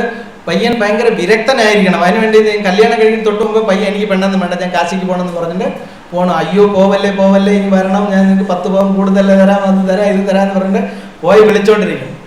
ഒരു ദിവസം ജഗസാക്ഷി പ്രഭു നമ്മളൊക്കെ അവിടെ കല്യാണം അങ്ങനെ വാങ്ങണം പോട്ടെ, അവന് പുറകെ എന്തിനു ഇനി വിളിക്കാൻ പോകണം നമ്മളവിടെ എന്ന് പറഞ്ഞു. പക്ഷെ അവനറിയാം പോകുമ്പോൾ അവനെ തിരിച്ച് വിളിച്ചോണ്ട് വരുന്നത്. പണ്ടൊക്കെ അങ്ങനെ ആയിരുന്നു. അതിനുള്ള യോഗ്യത വേണം. ഒരു പെൺകുട്ടിയെ കെട്ടാൻ വേണ്ടിയിട്ടുള്ള യോഗ്യത ആ പയ്യന് വേണമായിരുന്നു. കാരണം സ്ത്രീകൾ നമ്മൾ ഉദ്ദേശിക്കുന്ന പോലെ ആൾക്കാരല്ല. അവര് മായാദേവിയെ പോലെ പവർഫുൾ ആൾക്കാരാണ്. അവരെ നിയന്ത്രിക്കണമെങ്കിൽ അത്രയും ടാലന്റ് ആയിട്ടുള്ള ആണുങ്ങൾ തന്നെ വേണം. അതിനുള്ള യോഗ്യതയുണ്ടോ എന്ന് അച്ഛൻ ടെസ്റ്റ് ചെയ്തിട്ടേ പെണ്ണ് കെട്ടിച്ചു കൊടുക്കുള്ളൂ. അത്രയ്ക്ക് അത് അവർക്കറിയാം. വീട്ടിൽ നമ്മൾ നോക്കുമ്പോൾ പാവം പോലെ നിൽക്കുമെങ്കിലും ദേ ആർ പവർഫുൾ. അതുകൊണ്ട് സ്ത്രീകൾ അതുകൊണ്ടാണ് ശക്തി എന്ന് പറയുന്നത്. നിങ്ങൾ ശക്തിമാനാണെങ്കിലും അവരതാണ്, ശക്തിയാണ്. അവരെ കൺട്രോൾ ചെയ്യാനുള്ള പവർ നിങ്ങൾക്ക് വേണം. അപ്പോൾ അതുകൊണ്ട് ജനക മഹാരാജാവ് എന്ത് ചെയ്തു? ഒരു തീരുമാനം എടുത്തു. മിഥിലയിൽ വന്ന് ആരാണോ ഈ ബില്ലെടുത്ത് കൊലച്ചിട്ട് ചെയ്യുന്നത് അവർ ആക്ക് എൻ്റെ മോളെ കല്യാണം കഴിയും. അങ്ങനെ ഒരുപാട് രാജാക്കന്മാർ വന്നു, ഒരുപാട് രാജകുമാരികൾ വന്നു. എല്ലാവരും വന്ന് ഈ ബില്ല് കുറച്ചുപേര് നോക്കി നിന്നിട്ട് തന്നെ പോയി കുറച്ച് പൊക്കാൻ ശ്രമിച്ചു നോക്കി. പലരും പൊക്കാൻ ശ്രമിച്ച് അതിൻ്റെ പുറത്തൂടെ കവന്ന് വീണവരുണ്ട്. അങ്ങനെ നാണം കെട്ടും പല രീതിയിലും തിരിച്ചു പോയവരുണ്ട്. ഇതിനു വേണ്ടിയിട്ട് എടുക്കാൻ പോകുന്ന ആൾക്കാർ തമ്മിൽ യുദ്ധം ചെയ്ത ആൾക്കാരുണ്ട്. അങ്ങനെ പല പല പ്രശ്നങ്ങളും നടന്നു. ഇതുവരെ ആരും വന്നില്ല. നാട്ടിലൊക്കെ ഭയങ്കര സംസാരമായി. ഈ പെൺകൊച്ചിൻ്റെ അച്ഛൻ ഈ കൊച്ചിൻ്റെ അടുത്ത് കാണിച്ചത് കുറച്ച് കടന്ന കൈയായി പോയില്ലെന്ന് നാട്ടുകാർ ഒളിഞ്ഞു തെളിഞ്ഞൊക്കെ പറയാൻ തുടങ്ങി. എന്നാലും ഒരു നല്ലൊരു പെൺകൊച്ച് എന്തിനാണ് ഈ ചെയ്തത് അല്ലേ? നമ്മളെ തിരുവനന്തപുരത്തുകാരനെ എങ്ങനെ പറയും, എന്തിനാണ് ഈ ചെയ്തത്? അങ്ങേര് കാണിച്ചത് ഇത്തിരി കടന്ന കൈയായിപ്പോയില്ലേ? ഈ പെണ്ണിനെ കെട്ടാൻ ഇവിടെ ആരെങ്കിലും വരുമോ? ഈ വെല്ലെടുത്തിട്ട് ആ കൊച്ചിന് ഇങ്ങനെ ഇരുന്ന് അതിന് വയസ്സായി പോകില്ലേ? ഇങ്ങനെയൊക്കെ ചിന്തിക്കാം. ജനകന്റെ രാജ്യത്തിലും ആൾക്കാർ അങ്ങനെ വ്യസനിക്കാൻ തുടങ്ങി. സീതയൊക്കെ കല്യാണം കഴിക്കാൻ ഇനി ആര് വരും? ഈ പെൺകുട്ടിയുടെ ഗതി ഇങ്ങനെ ആയിപ്പോയല്ലോ. ഇനി ഭൂമിയിൽ ആരെങ്കിലും ഈ കൊച്ചിന് ഈ വില്ലെടുത്ത് ഉയർത്താൻ വരുമോ എന്നങ്ങനെ വിഷമിച്ചിരിക്കും. ജനകനെ വിചാരിച്ച് വേറെ വഴിയില്ല, വരട്ടെ, വരുമ്പം കെട്ടാം. അങ്ങനെ ഇരിക്കുകയാണ്. അങ്ങനെ ഇരുന്നപ്പോൾ ഒരു ദിവസം വിശ്വാമിത്ര മഹർഷി ആരുമായിട്ട് വന്നു? ശ്രീരാമചന്ദ്രൻ, ഭഗവാൻ ശ്രീരാമചന്ദ്രനെയും കൂട്ടിയിട്ട് അവിടെ വരുന്നു. ശ്രീരാമചന്ദ്രൻ വരുമ്പോൾ തന്നെ ജനകര മഹാരാജാവിനെ കണ്ടപ്പോൾ തന്നെ അങ്ങ് ഇഷ്ടപ്പെട്ടു. വളരെ സുന്ദരനായിരിക്കുന്നു അല്ലേ? കണ്ടിട്ട് ഭരണ വഴിക്ക് വേറെ ചില വീരകൃത്യങ്ങളും കൂടെ നടത്തിയിട്ടാണ് വന്നത്. എന്താണ്? താടകയെ കൊന്നു. പിന്നെ അവർ എന്താണ് മാരീചൻ സുബാഹു, മാരീചനല്ല അഹല്യക്ക് മോഷം കൊടുത്തു. ഇങ്ങനെ കുറെ വീരകൃത്യങ്ങളൊക്കെ നടത്തിയിട്ടാണ് വരുന്നത്. അപ്പൊ എന്തായാലും പറഞ്ഞു, ഒന്ന് ഈ ബില്ലൊന്ന് ട്രൈ ചെയ്ത് നോക്കാൻ പറയാമോ? അഥവാ പൊക്കിയാൽ, ജനക അങ്ങനെയാണ് പറയുന്നത്, അഥവാ പൊക്കിയാൽ കല്യാണം കഴിപ്പിക്കാമല്ലോ. കാരണം അപ്പോഴും കണ്ടിട്ടും രാമന്റെ ഇത്ര കഴിവുണ്ടെങ്കിലും ജനകന് പ്രീവിയസ് എക്സ്പീരിയൻസ് വെച്ചിട്ട് കുറച്ച് മുമ്പേ കാലം പലരും വന്ന് പോയില്ലേ, അഥവാ പൊക്കിയാൽ ഒരു സംശയത്തോടു കൂടിയാണ്, അഥവാ പൊക്കിയാൽ കല്യാണം കഴിപ്പിച്ച് കൊടുക്കാമല്ലോ എന്ന് പറഞ്ഞു. അപ്പോൾ ശ്രീരാമൻ പറഞ്ഞു, എൻ്റെ പണി ഇതൊന്നും, ഞാൻ ഇതിന് വേണ്ടിയിട്ടില്ല വന്നേ. എൻ്റെ അടുത്ത് വിശ്വാമിത്ര മഹർഷി വന്ന് അവിടെ വന്ന് ഇതൊക്കെ പറഞ്ഞ് പിന്നെ അദ്ദേഹം ഇങ്ങോട്ട് കൂട്ടിക്കൊണ്ട് വന്നു. വിശ്വാമിത്ര മഹർഷി നീ ഒന്ന് ട്രൈ ചെയ്ത് നോക്ക്, കുഴപ്പമില്ല, ഒന്ന് പരീക്ഷിച്ച് നോക്ക്, കുഴപ്പമില്ല എന്ന് പറഞ്ഞു. അങ്ങനെ ശ്രീരാമചന്ദ്രമൂർത്തി എന്ത് ചെയ്തു? അവിടെ ചെന്ന് ആ വില്ലെടുത്ത് കൊലച്ച് ആ വില്ല് രണ്ടായിട്ട് മുറിച്ചു. അതിൽ ആ വില്ലിനും ശ്രീരാമചന്ദ്രമൂർത്തി വില്ല് മുറിക്കുന്നതിനെ കുറിച്ചും ചില ആചാര്യന്മാർ ഇങ്ങനെ പറഞ്ഞിട്ടുണ്ട്. ആ വില്ലിൻ്റെ രണ്ടറ്റം എന്ന് പറയുന്നത് ഒന്ന് ജനനവും ഒന്നും മരണവുമാണ്. അതിൻ്റെ നടുവെന്ന് പറയുന്ന അഹന്തയാണ്.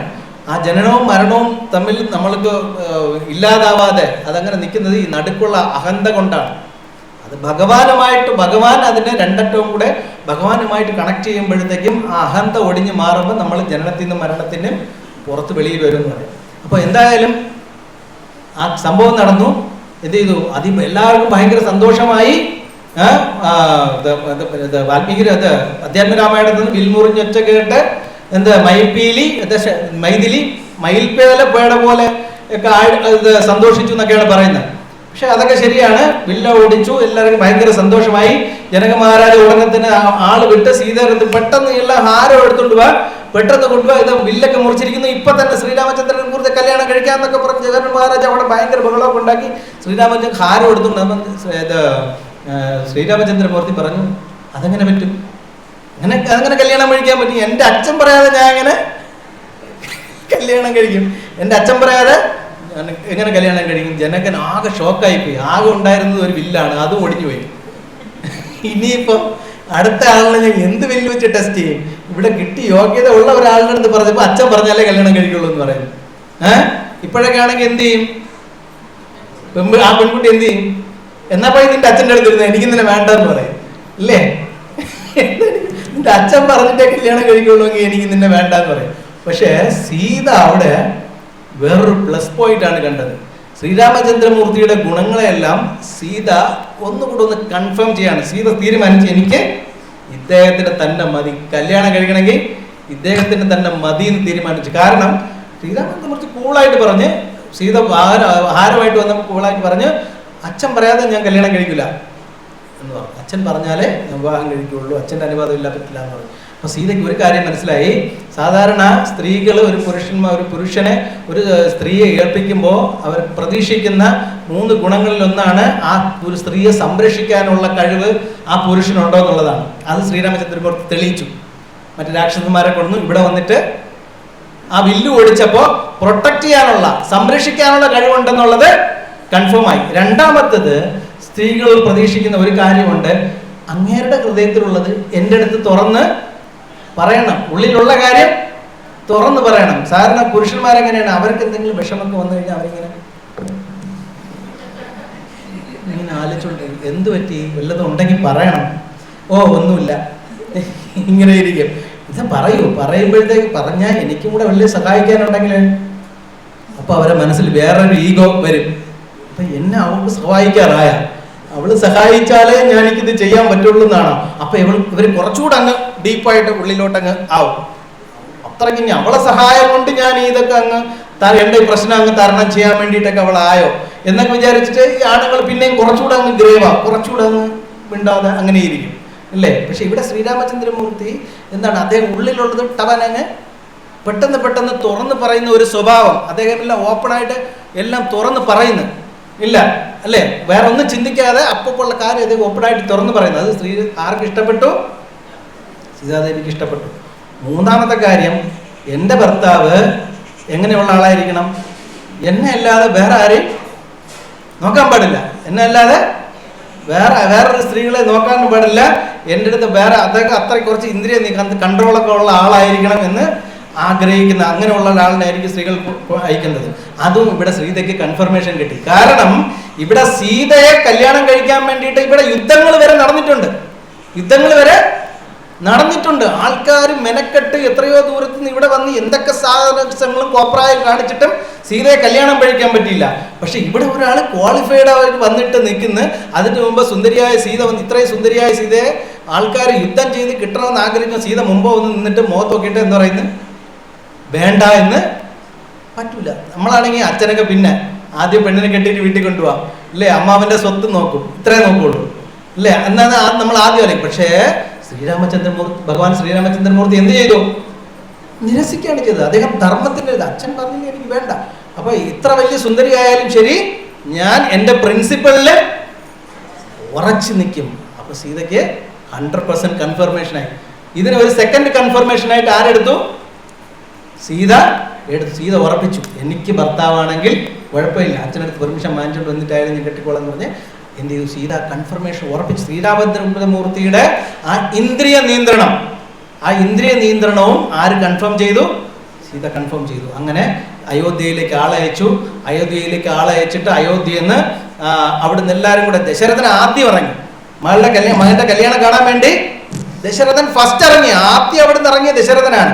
ദശരഥൻ അയോധ്യാപുരി മുഴുവൻ ഇറങ്ങിയിട്ട് അവരെന്ത് ചെയ്യണം? ദശരഥൻ കല്യാണത്തിൽ പങ്കെടുക്കാൻ വേണ്ടി എല്ലാവരും പറയണം. മുമ്പേ ആ ആകാംക്ഷ കൊണ്ട് ഏറ്റവും മുമ്പേ വരുന്ന ആരാണ്? ദശരഥനാണ്. കമ്പരാമായണത്തിൽ പറഞ്ഞിരിക്കുന്നത് സീതയുടെ കല്യാണത്തിൽ പങ്കെടുക്കാമെന്ന് എത്ര വിശേഷമായിരുന്നു ചോദിക്കാൻ പറഞ്ഞപ്പോൾ അത് എങ്ങനെ ഉണ്ടാണെന്ന് വിശദീകരിക്കാൻ വേണ്ടി, അതിൽ പങ്കെടുത്ത ആൾക്കാരുടെ അയോധ്യയിൽ നിന്ന് എത്ര പേര് പങ്കെടുത്തു എന്ന് അറിയാൻ വേണ്ടി പറഞ്ഞിരിക്കുന്നത്, അതിൽ ആദ്യത്തെ ആള് മുമ്പേ വന്ന ആൾ ആരാണ്? ദശരഥൻ അയോധ്യ എത്തിയപ്പോൾ ഫസ്റ്റ് മാൻ അയോധ്യ എത്തിയപ്പോൾ ലാസ്റ്റ് മാൻ അയോധ്യയിൽ നിൽക്കണതേ ഉള്ളൂ. ഫസ്റ്റ് മാൻ അയോധ്യയിലെത്തി. ആദ്യത്തെ ആൾ, ആ വരുന്ന ആൾക്കാർ സംഘത്തിലുള്ള ആദ്യത്തെ ആൾ അയോധ്യ എത്തിയപ്പോൾ അവസാനത്തെ ആൾ എവിടെ ഇരിക്കണേ ഉള്ളൂ. അപ്പൊ അയാൾ ഇവിടെ വരുമ്പോൾ സദ്യയുടെ ലാസ്റ്റ് പന്തിയെ കഴിക്കാൻ പറ്റുള്ളൂ. അത്രയ്ക്ക് ആൾക്കാരാണ് ആ കല്യാണത്തിൽ പങ്കെടുത്തത്. ഇപ്പൊ ഇവിടെ വന്നിട്ടാണെങ്കിലോ, ഇവിടെ വന്നിട്ട് നമ്മളുണ്ട് പെണ്ണിന്റെ വീട്ടുകാർ വന്നിട്ട് പയ്യന്റെ നമ്മളെ പെണ്ണാണ് ഭയങ്കര സുന്ദരി, നമ്മളെ പെണ്ണ് അവൻ എന്തായാലും അവന് കിട്ടണമെങ്കിൽ അവൻ ഭാഗ്യം ചെയ്തിരിക്കണം, ഇങ്ങനെയൊക്കെ പറയില്ലേ. അതുപോലെ അവിടെ ചെന്നിട്ടും ഈ രണ്ട് രാജ്യങ്ങളും അങ്ങോട്ടും ഇങ്ങോട്ടും ഈ ഗോസിപ്പ് കുശുകുശാ വർത്താനം പറയാൻ വേണ്ടി. അപ്പൊ രാമന്റെ അയോധ്യയിൽ നിന്ന് പോയ ആൾക്കാരെല്ലാം എന്ത് പറഞ്ഞു? അത് സീതയ്ക്ക് രാമനെ കണ്ടിട്ട് ഒന്ന് അഭിനന്ദിക്കണമെങ്കിൽ സീതയ്ക്ക് 1000 കണ്ണുണ്ടെങ്കിലേ എന്ത് പറ്റുള്ളൂ. രാമനെ കണ്ട് രാമന്റെ സൗന്ദര്യം ആസ്വദിക്കണമെങ്കിൽ സീതയ്ക്ക് 1000 കണ്ണെങ്കിലും വേണമെന്ന് ആര് പറഞ്ഞു? അയോധ്യക്കാര് പറഞ്ഞു. അതേസമയം മിഥിലക്കാര് പറഞ്ഞു രാമന് സീതയെ കാണണമെങ്കിൽ, സീതയുടെ സൗന്ദര്യം കാണണമെങ്കിൽ രാമന് എത്ര കണ്ണ് വേണം? 1000 കണ്ണ് വേണം. അങ്ങനെ പല പല പല സംസാരങ്ങൾ സീതയുടെയും രാമന്റെയും ആ ക്വാളിറ്റീസ് എല്ലാം സംസാരിച്ചിട്ട് മംഗളകരമായിട്ട് സീതയുടെ ചെവിയുടെ കല്യാണം നടക്കാൻ പോവുകയാണ്. കല്യാണം നടന്ന സമയത്ത് എന്ത് ചെയ്തു? ആര്? നമ്മുടെ ജനക മഹാരാജാവ് കന്യാദാനം നടത്താൻ വേണ്ടിയിട്ട്, കന്യാദാനം നടത്തുന്നത് എങ്ങനെയാണ്? മാതാജി പെൺകുട്ടിയുടെ കൈ പിടിച്ചിട്ട് പയ്യന്റെ കൈയിന്റെ മേലെ വെച്ചു കൊടുക്കും. ഇവിടെ ജനക മഹാരാജ് എന്ത് ചെയ്തെന്നറിയാമോ? പയ്യന്റെ കൈ പിടിച്ച് ആരെ കൈയുടെ മേലെ വെച്ചു കൊടുത്തു? പെൺകുട്ടിയുടെ കയ്യിൽ. എല്ലാം ഉൾട്ടായിട്ട് ചെയ്തു. അതെന്താണ്? ഈ പയ്യൻ ഈ പെണ്ണിനെ പ്രൊട്ടക്ട് ചെയ്തോളും എന്ന് പറഞ്ഞ ജനക മഹാരാജ് പറഞ്ഞ് ഇനി മുതൽ നിന്നെ എവള് നോക്കിക്കോളും എന്ന് പറഞ്ഞിട്ട് തിരിച്ചു വെച്ചു കൊടുത്തു. കാരണം എന്താ പറഞ്ഞാൽ സീതാദേവി ഏത് സമയവും നിന്റെ ശ്രീരാമചന്ദ്രമൂർത്തിയുടെ കൂടെ തന്നെ ആയിരിക്കും. ജനക മഹാരാജ് അത് കൊടുത്തിട്ട് പറഞ്ഞു ഇവള് ധർമ്മചാരിണിയാണ്, സീത നിന്റെ സീതയാണ്, ഇവള് ധർമ്മചാരിണിയാണ് എന്ന് പറഞ്ഞിട്ടാണ് ഏൽപ്പിക്കുന്നത്. ആരെ ഏൽപ്പിക്കുന്നത്? ശ്രീരാമചന്ദ്രമൂർത്തിയെ ഏൽപ്പിക്കുക. കാരണം സീതയുടെ ആ സൗന്ദര്യത്തിന്റെയും ആ പവറും ശക്തിയും ആർക്കറിയാം? ജനക മഹാരാജാന് വളരെ നന്നായിട്ടറിയാം. അതുകൊണ്ട് ഇപ്പോൾ ധർമ്മചാരിണിയാണ്. അതായത് ധർമ്മചാരിണി എന്ന് പറഞ്ഞ് എപ്പോഴാണോ നിനക്ക് ധർമ്മം നീ കൊണ്ടുവരുന്നത് ആ സമയത്തെല്ലാം സീത നിന്റെ കൂടെ ഉണ്ടാവും. അതേസമയം നീ ധർമ്മത്തിൽ നിന്ന് എപ്പോഴാണോ വ്യതിചലിക്കുന്നത് അപ്പൊ സീത നിന്നെ കറക്റ്റ് ചെയ്യും. സീത ധർമ്മചാരിണി എന്ന് പറഞ്ഞാലും സീത നിന്നെ കറക്റ്റ് ചെയ്യും. ധർമ്മത്തിൽ ചരിക്കുന്നവളാണ്. എപ്പോ ധർമ്മത്തിൽ നിന്ന് വിട്ടുപോകണോ അപ്പൊ കറക്റ്റ് ചെയ്യും. പക്ഷെ അതാണ് പിന്നെ പറഞ്ഞ എന്താണ്? ഇവള് അയോനിജയാണ്. ഇവള് നിന്നെ പോലെ തന്നെ, നീ സാധാരണ ജന്മമല്ല. ശ്രീരാമചന്ദ്രൻ ഭഗവത് പറഞ്ഞു നീ ഒരു സാധാരണക്കാരനല്ല, നീ ജനിച്ചത് ഒരു പായസം, വിശിഷ്ടമായ പായസത്തിന്റെ ശക്തിയിൽ ജനിച്ചതാണെങ്കിൽ എൻ്റെ മകളും അയോനിജയാണ്, ഒരു സാധാരണ മനുഷ്യന്റെ യോനിയിൽ പിറന്നവളല്ല, അവള് ഭൂമിപുത്രിയാണ്. അതുകൊണ്ട് നിങ്ങൾ തമ്മിൽ എന്തായാലും മാച്ച് ആവും എന്നൊക്കെ പറഞ്ഞാണ് ഏൽപ്പിക്കുന്നത്. അപ്പോൾ നീ ഉദയസൂര്യനാണ്. നിന്നെ പോലാണെങ്കിൽ നിന്റെ മുകളിൽ എപ്പോഴും ഉണ്ടാവും ഒരു നിഴൽ പോലെ ആയിരിക്കും സീത നിന്റെ കൂടെ കാണും. എങ്ങനെയാണ് നിഴൽ കൊണ്ടുവിട്ടത്? സൂര്യൻ ഉദിച്ച് എല്ലാ പ്രോസ്പെറിറ്റിയും ഐശ്വര്യത്തോടു കൂടി സൂര്യൻ ഉദിച്ചു വരുന്ന സമയത്ത് സീതാദേവി എപ്പോഴും നിന്റെ പുറകെ നിഴൽ പോലെ കാണും അല്ലേ? നിനക്ക് എന്തെങ്കിലും ഐശ്വര്യം കോട്ടം വന്നു കഴിഞ്ഞിട്ട് ഈ സൂര്യൻ ആ എല്ലാ ഗുണങ്ങളുടെയും സൂര്യൻ നിന്റെ പുറകോട്ട് പോവുകയാണെങ്കിൽ സീതാദേവി എപ്പോഴും ഒരു നിഴൽ പോലെ നിന്റെ മുൻപിൽ തന്നെ കാണും. നിനക്കൊരു പ്രയാസം വരുമ്പോ സീതാദേവി എപ്പോഴും എവിടെ കാണും? നിന്റെ മുമ്പിൽ തന്നെ കാണും.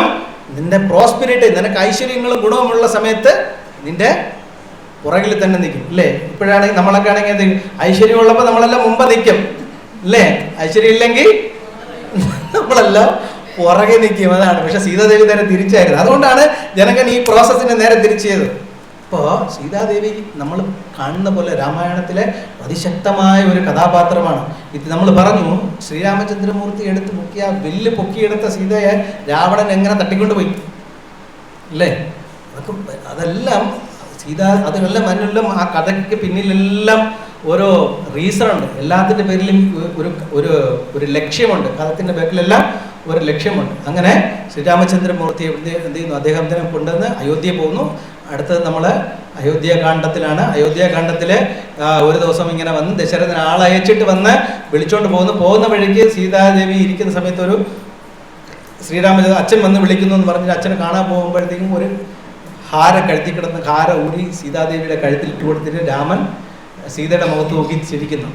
അത് കഴിഞ്ഞപ്പോൾ സീത രാമന്റെ മുഖത്ത് നോക്കി ചിരിക്കും. ഇവർ തമ്മിൽ വേറൊരു ഗുണമുണ്ട് എന്ന് പറഞ്ഞാൽ ഇവർ സംസാരിക്കാനുള്ളത് മുഴുവൻ സംസാരിക്കണ്ട. ഇവരുടെ ഏതെങ്കിലും അംഗത്തിന്റെ ചലനങ്ങളോ ഇവരുടെ ചെറിയ ചിരി കണ്ടോ ഇവർ കമ്മ്യൂണിക്കേഷൻ ഫുൾ നടത്തിക്കളയും. ഇവർക്ക് ഫുൾ കാര്യം ഒരു അരമണിക്കൂറിൽ നിന്ന് പറഞ്ഞ് അങ്ങോട്ടും ഇങ്ങോട്ടും മനസ്സിലാക്കേണ്ട ആവശ്യമില്ല. രാമൻ എന്ത് മനസ്സിലാക്കിയിട്ട് അദ്ദേഹത്തിന്റെ എന്തെങ്കിലും ഒരു അംഗവിക്ഷേപം കാണിച്ചാൽ തന്നെ സീതയ്ക്ക് അതിനു മുമ്പേ കാര്യം പിടികിട്ടും. സീത ഒരു കാര്യം മനസ്സിൽ വിചാരിച്ചിട്ട് രാമനെ നോക്കിയിട്ട് എന്തെങ്കിലും പറഞ്ഞാൽ തന്നെ ആർക്ക് മനസ്സിലാവും? രാമനത് മനസ്സിലാവും.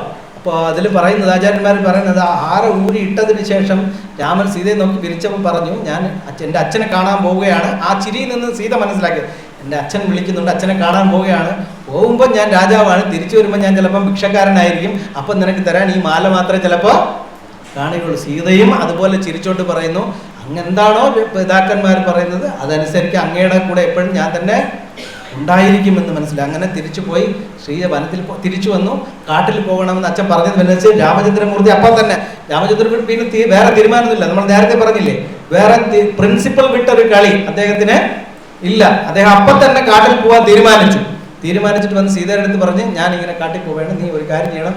അമ്മ അച്ഛൻ കംപ്ലീറ്റ് ലിസ്റ്റും പറഞ്ഞു കൊടുക്കുന്നുണ്ട്. എൻ്റെ അമ്മയെ നോക്കണം, അച്ഛൻ നോക്കണം, ശത്രുക്കളെ നോക്കണം, ഭരതനെ നോക്കണം, ഭരതന്റെ ഭാര്യയെ നോക്കിക്കോണം, ഇങ്ങനെ ഒരു ഫുൾ ലിസ്റ്റ് പറഞ്ഞു. ഇവരെല്ലാം സംരക്ഷണം ഇല്ല നിന്റെ അടുത്താണെന്ന് പറഞ്ഞപ്പോൾ സീത ഇങ്ങനെ നോക്കിക്കൊണ്ടിരിക്കുകയാണ്. എന്തുദ്ദേശിച്ചാണ്, എന്താണ് ഉദ്ദേശം, ഇതൊക്കെ പറയണം, എന്തുദ്ദേശിച്ചാണ്? അപ്പൊ നീ ഇവിടെ തന്നെ നിന്നോളണം. അത് നടക്കില്ല, ആ പരിപാടി നടക്കില്ല. ഞാൻ അങ്ങ് എവിടെയാണോ രാമൻ അവിടെ തന്നെ സീതയെ കാണും. സീത പല ഗുരു പറയുന്നുണ്ട്. അതിനടുത്താണ് അപ്പോഴും നേരത്തെ ഞാൻ പറഞ്ഞു, വൈദേഹി പോരേണ്ട ബാലെ വൈദാക ശാന്തിക്ക് ഉപായങ്ങളില്ല. സ്ത്രീനും അതൊക്കെ അവിടെ വന്ന വിശപ്പിനും ദാഹത്തിനും വെള്ളമൊന്നും അവിടെ കിട്ടൂല. നീ ഉദ്ദേശിക്കും പോലെ അത്ര സുഖകരമായ, നീ നിന്റെ കൊട്ടാരത്തിൽ സ്വർണ്ണപാതകങ്ങളിട്ട് ശ്രീ ഗൗർനിതായിക്ക് സ്വർണ്ണപാതകങ്ങളിട്ട് നടന്നവളാണ് നീ.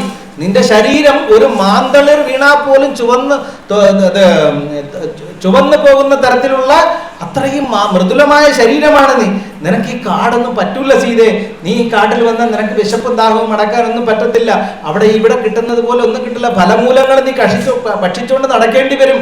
അവിടുത്തെ കാട്ടരുവി പിക്നിക് സ്പോട്ടിലൊക്കെ നമ്മൾ പോകില്ലേ, പകല് പോകുമ്പോൾ കാടൊക്കെ കാണാൻ ഭയങ്കര രസമാണ്. ശ്രീരാമചന്ദ്രൻ മൂർത്തി പറയും, പകല് കാട് കാണാൻ ഭയങ്കര സുന്ദരമാണ്.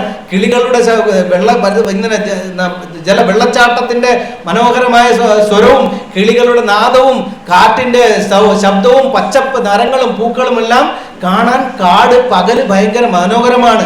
രാത്രി ഈ കാട് ഭയങ്കര നിശബ്ദമാണ്, ഭയങ്കര ഭീകരമാണ്. നീ ഈ പകല് കണ്ട വെള്ളച്ചാട്ടം രാത്രി നിന്നെ സംബന്ധിച്ചിടത്തോളം നിന്നെ ഉറങ്ങാൻ സമ്മതിക്കില്ല. രാത്രി നിന്റെ പകൽ നീ കേട്ട് ആസ്വദിച്ച ഈ വെള്ളച്ചാട്ടത്തിന് രാത്രി നീ ഉറങ്ങുമ്പം അത് നിനക്ക് ഭയങ്കര ബുദ്ധിമുട്ടായിരിക്കും. അത് നിനക്ക് ഭയങ്കര കഠോരമായിരിക്കും, നിനക്ക് ഉറങ്ങാൻ പറ്റത്തില്ല. രാത്രി ഇപ്പൊ പകൽ നീ കേട്ട ഈ മൃഗങ്ങളുടെ ശബ്ദമില്ല, അതെല്ലാം നിശബ്ദമായിരിക്കും.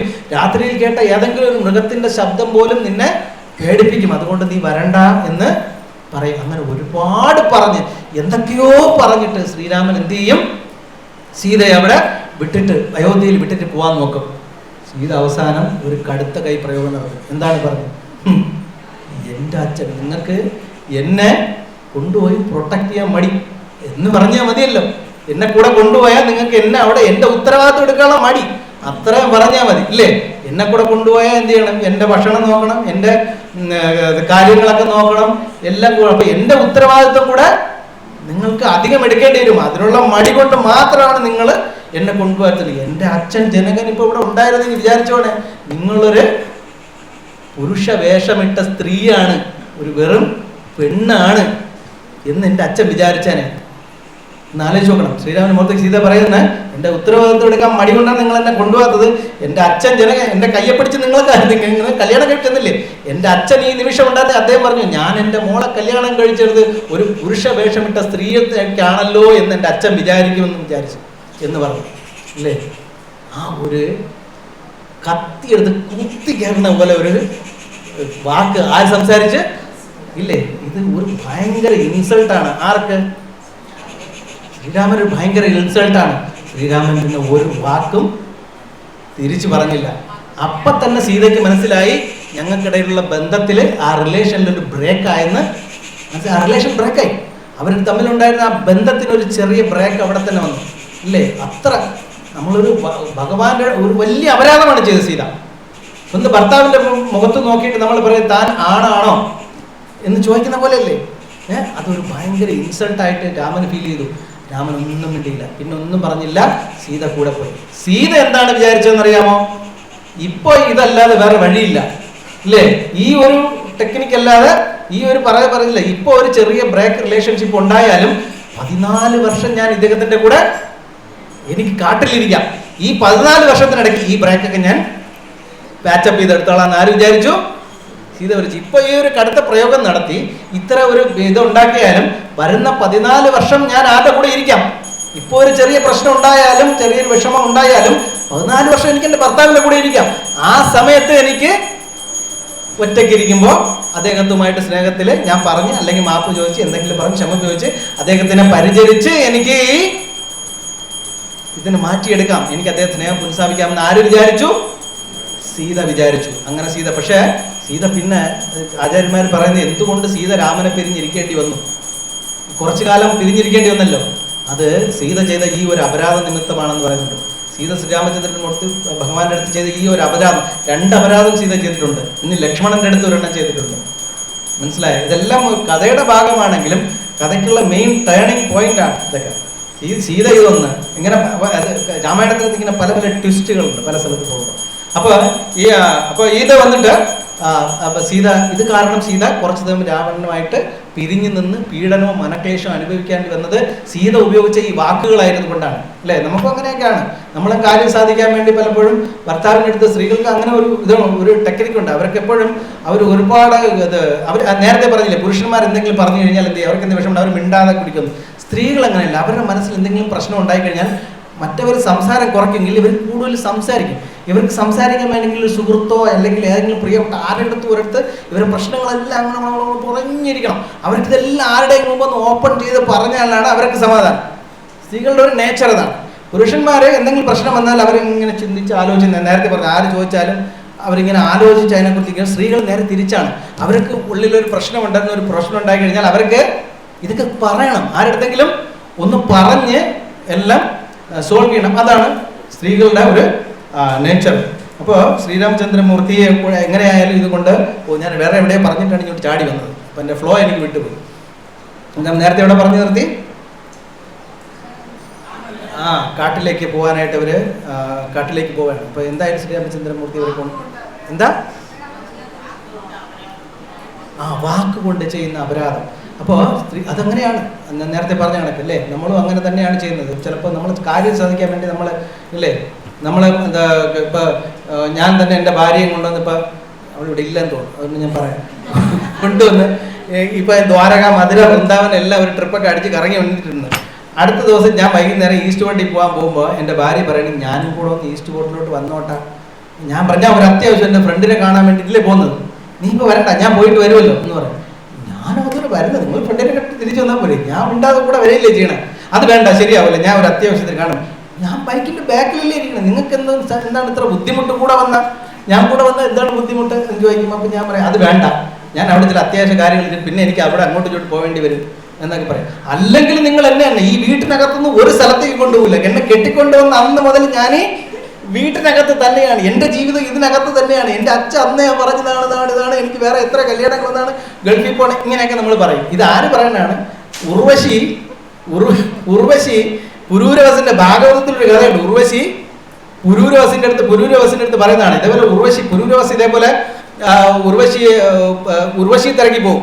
ഉർവശി കുറെ കണ്ടീഷൻസ് വയ്ക്കും. പുരൂരവസ് കൂടെ താമസിക്കും, എൻ്റെ ആട്ടിനെ സംരക്ഷിച്ചോണം, പിന്നെ നിങ്ങൾ ഒരിക്കലും നഗരനായിട്ട് ഞാൻ കാണാൻ പാടില്ല, ഇങ്ങനെ കുറെ കണ്ടീഷൻ വിടും. പാവം പുരൂരവസ് 2 ഗന്ധർവന്മാർ വന്ന് ഉർവശിയിലെ ആടിനെ തട്ടിക്കൊണ്ട് പോയപ്പോൾ അതിനെ രക്ഷിക്കാൻ വേണ്ടി ഇറങ്ങിപ്പോയ വഴിക്ക് അദ്ദേഹം വസ്ത്രമുണ്ടോ ഇല്ലയെന്നൊന്നും ആലോചിച്ചില്ല. കംപ്ലീറ്റ് ഇദ്ദേഹത്തിന്റെ ഫുൾ കണ്ടീഷൻസ് ബ്രേക്ക് ചെയ്തു. ഉർവശി അപ്പം തന്നെ സ്ഥലം വിട്ട് അങ്ങ് പോയി. പാവം ഉർവശി അപ്പം തന്നെ ഇതെല്ലാം സെറ്റിൽ ചെയ്ത് വാക്ക് ബ്രേക്ക് ചെയ്ത് പോയി. പുരൂരവസ് എന്ത് ചെയ്തു? ഉർവശിയെ തിരക്കി ഈ ലോകം മുഴുവൻ ചുറ്റി അവസാനം കുരുക്ഷേത്രത്തിൽ കുളിച്ചുകൊണ്ടിരിക്കുമ്പോഴോ മാനസരോവരത്തിൽ കുളിച്ചുകൊണ്ടിരിക്കുമ്പോഴത്തെ ഉർവശി അവിടെ ചെന്ന് കാണുമ്പോൾ പറയും, നിങ്ങൾ ഇപ്പോഴും എന്നെ ചുറ്റി കറങ്ങി തിരിഞ്ഞ് നടക്കുകയാണ്, നാണം ഇല്ലേ മനുഷ്യ എന്ന് ആര് ചോദിച്ച്? ഉർവശി ചോദിച്ചു. നിങ്ങൾക്ക് പെണ്ണുങ്ങളെ പറ്റി അറിഞ്ഞുകൂടാത്തതാണ്. ഉർവശി പുരൂരവസിനെ പിടിച്ചിരുന്നു. നിങ്ങൾക്ക് പെണ്ണുങ്ങളെ പറ്റി അറിഞ്ഞുകൂടാത്തത് കൊണ്ടാണ്. അവരവരുടെ കാര്യം നടക്കാൻ വേണ്ടി അവർ പല പ്രോമിസും അവർ ഉള്ളിൽ കൊള്ളുന്ന രീതിയിലുള്ള പല കാര്യങ്ങളും അവരുടെ കാര്യം നടക്കാൻ വേണ്ടി പല ക്രൂരമായ വാക്കുകൾ ഉപയോഗിക്കും, അവരുടെ ഇത് വല്ലതും ഉപയോഗിക്കും. നിങ്ങൾ അതുകൊണ്ട് അവരെ വിശ്വസിച്ചൊന്നും എടുത്തു ചാടി പോലും. ഞാൻ പറയുന്നതല്ല കേട്ടോ, എന്നെ പറയില്ലേ, ഭാഗവതം തുറന്നു നോക്കി കഴിഞ്ഞാൽ ഉർവശി പറയുന്നതാണ് ഇതെല്ലാം. അപ്പോൾ ഉർവശി ഇതൊക്കെ പറയുന്നുണ്ട്. നാളെ എൻ്റെ പേരിൽ കൊണ്ട് കേസൊന്നും കൊടുത്തല്ലായിരുന്നു. അതുകൊണ്ട് ഉർവശി പുരൂരവസത്തിൽ പറയുന്നതാണ്. അപ്പോൾ സീത ഇങ്ങനെയുള്ള കടുത്ത പ്രയോഗങ്ങൾ നടത്തി സീത കാട്ടിപ്പോയി. സീത അപ്പോഴും നേരത്തെ പറഞ്ഞ ധർമ്മചാരിണിയെ പോലെ സീതയ്ക്ക് അപ്പോഴും പലപ്പോഴും ശ്രീരാമചന്ദ്രമൂർത്തി ഇതേപോലെ ചെന്ന് പല രാക്ഷസന്മാരെ കൊല്ലുന്നുണ്ട്, അക്രമങ്ങൾ ചെയ്യുന്നു. ഒരിടത്ത് ചെന്നപ്പോൾ ഒരു ആശ്രമത്തിൻ്റെ അടുത്ത് അസ്ഥികൂടങ്ങൾ ഇങ്ങനെ കൂട്ടിയിട്ടിരിക്കുന്നു. അത് കണ്ടപ്പോൾ ചോദിക്കും, ഇതെല്ലാം ഇവിടെ ഉണ്ടായിരുന്ന മുനിമാരാണ്. കുറച്ച് പേര് കൈയില്ല, കുറച്ച് പേര് കാലില്ല, അസ്ഥികൂടങ്ങൾ കൂട്ടിയിട്ടിരിക്കുന്ന രാക്ഷസന്മാരുടെ. അപ്പോൾ തന്നെ അവിടെ വെച്ച് ശ്രീരാമചന്ദ്രൻ പ്രതിജ്ഞ ചെയ്യും, ഞാൻ അമ്പും വില്ലൊക്കെ എടുത്തിട്ട് പറയും, ഞാൻ ഈ രാക്ഷസന്മാരെ മുഴുവൻ കൊന്നിട്ടായാലും ശരി, ഞാൻ ഈ രാക്ഷസന്മാരെ ഈ മുനികളെയും അവരുടെ ധർമ്മത്തെയും രക്ഷിക്കുമെന്ന് പറഞ്ഞ് അവിടെ വെച്ച് പ്രതിജ്ഞ എടുക്കും. സീതയ്ക്ക് അപ്പം തന്നെ വിഷമം തുടങ്ങി. സീതയ്ക്ക് ഇത് ഇഷ്ടപ്പെട്ടില്ല. മനസ്സമാധാനത്തോടു കൂടി കാട്ടിൽ വന്ന് കുറച്ച് നാൾ ഭർത്താവിൻ്റെ കൂടെ ഇരിക്കാമെന്ന് വിചാരിച്ചപ്പോൾ അദ്ദേഹം ഇവിടെ വന്നിട്ട് പ്രതിജ്ഞ എടുത്തിരിക്കും, ഞാനിപ്പോൾ രാക്ഷസന്മാരെ കൊല്ലും, അമ്പും വില്ലും എടുക്കും. ഇവിടെയും ഇത് തന്നെയാണ് അവസ്ഥ എന്ന് വിചാരിക്കും. എങ്ങനെയും രാമൻ്റെ ഈ അമ്പും വില്ലും ഒക്കെ അങ്ങ് കളയിപ്പിക്കണം അല്ലേ? അമ്പും വില്ലും ഒക്കെ അങ്ങ് ആയുധമൊക്കെ അങ്ങ് കളഞ്ഞിച്ചിട്ട് ഒന്നിച്ചൊരു 14 വർഷം സ്വസ്ഥമായിട്ടിരിക്കണമെന്ന് സീത മനസ്സിൽ വിചാരിച്ചു. സീത എന്ത് ചെയ്ത് രാമനെ വിളിച്ചിട്ട് ഒരു കഥ പറഞ്ഞു കൊടുക്കാൻ തുടങ്ങി. ഒരു കഥ പറഞ്ഞു. എന്താണ്? പണ്ട് ഞാൻ നിങ്ങൾക്കൊരു കാര്യം പറഞ്ഞുതരാം. നിങ്ങൾ എന്തിനാണ് ഇങ്ങനെ ഈ അമ്പും വില്ലൊക്കെ കൂടാൻ കണ്ടിരിക്കുന്നത്? നിങ്ങളൊരു മഹർഷിയായ പോലെ കാട്ടിലെല്ലാം ഉപേക്ഷിച്ച് വന്നതല്ലേ? നമ്മൾ എന്തിനാണ് ഈ അമ്പും വില്ലും വാളും ഒക്കെ കൊണ്ട് നടക്കുന്നത്? ഇതൊന്നും കാട്ടിൽ സഞ്ചരിക്കുന്ന ആൾക്കാരൊക്കെ, ഈ മരപുരിയൊക്കെ ഇട്ടിരിക്കുന്ന ആൾക്കാർക്ക് യോജിച്ചതല്ല. നമുക്ക് ഈ അമ്പും വില്ലൊന്നും വേണ്ട, സമാധാനമായിട്ട് 14 വർഷം കാട്ടിൽ ഇരുന്നിട്ട് തിരിച്ചു പോവാം എന്ന് പറഞ്ഞിട്ട് പണ്ട് ഒരു കഥ പറഞ്ഞു കൊടുക്കാൻ തുടങ്ങി. പണ്ട് നിങ്ങൾക്കറിയാമോ, ഒരു പണ്ട് ഇവിടെ ഒരു ആരുണ്ടായിരുന്നു? ഒരു മഹർഷി ഉണ്ടായിരുന്നു. ആ മഹർഷിയുടെ തപസ് കാരണം അദ്ദേഹം ദേവേന്ദ്രന്റെ പോലും സ്ഥാനത്തിന് ചലനം ഉണ്ടാക്കുന്ന വിധത്തിൽ വലിയ പവർഫുൾ ആയിട്ടുള്ള മഹർഷിയായിരുന്നു. ആ മഹർഷി തപസ്സിളക്കാനും അദ്ദേഹത്തെ കൊണ്ട് പേടിച്ചിട്ട് ദേവേന്ദ്രൻ പല തന്ത്രങ്ങൾ ഉപയോഗിച്ചു. ഒരു ദിവസം ഈ ദേവേന്ദ്രൻ വിചാരിച്ചു എങ്ങനെയെങ്കിലും ഈ മഹർഷിയുടെ തപസ്സിനെ മുടക്കണമെന്ന് വിചാരിച്ചു. എന്നിട്ട് എന്ത് ചെയ്തു? ദേവേന്ദ്രൻ എന്ത് ചെയ്തു? നേരെ ഈ മഹർഷിയുടെ അടുത്ത് വന്നു. മഹർഷിയുടെ അടുത്ത് വന്നിട്ട് ഒരു നല്ലൊരു വാള് കൊണ്ട് ഈ മഹർഷിയുടെ കയ്യിൽ കൊടുത്തിട്ട് പറഞ്ഞു, ഈ വാളൊന്ന് പിടിച്ചിരിക്കണം, ഞാനൊന്ന് യൂറിൻ പാസ് ചെയ്തിട്ട് ഇതാ വരാം എന്ന് പറഞ്ഞിട്ട് എന്ത് ചെയ്തു?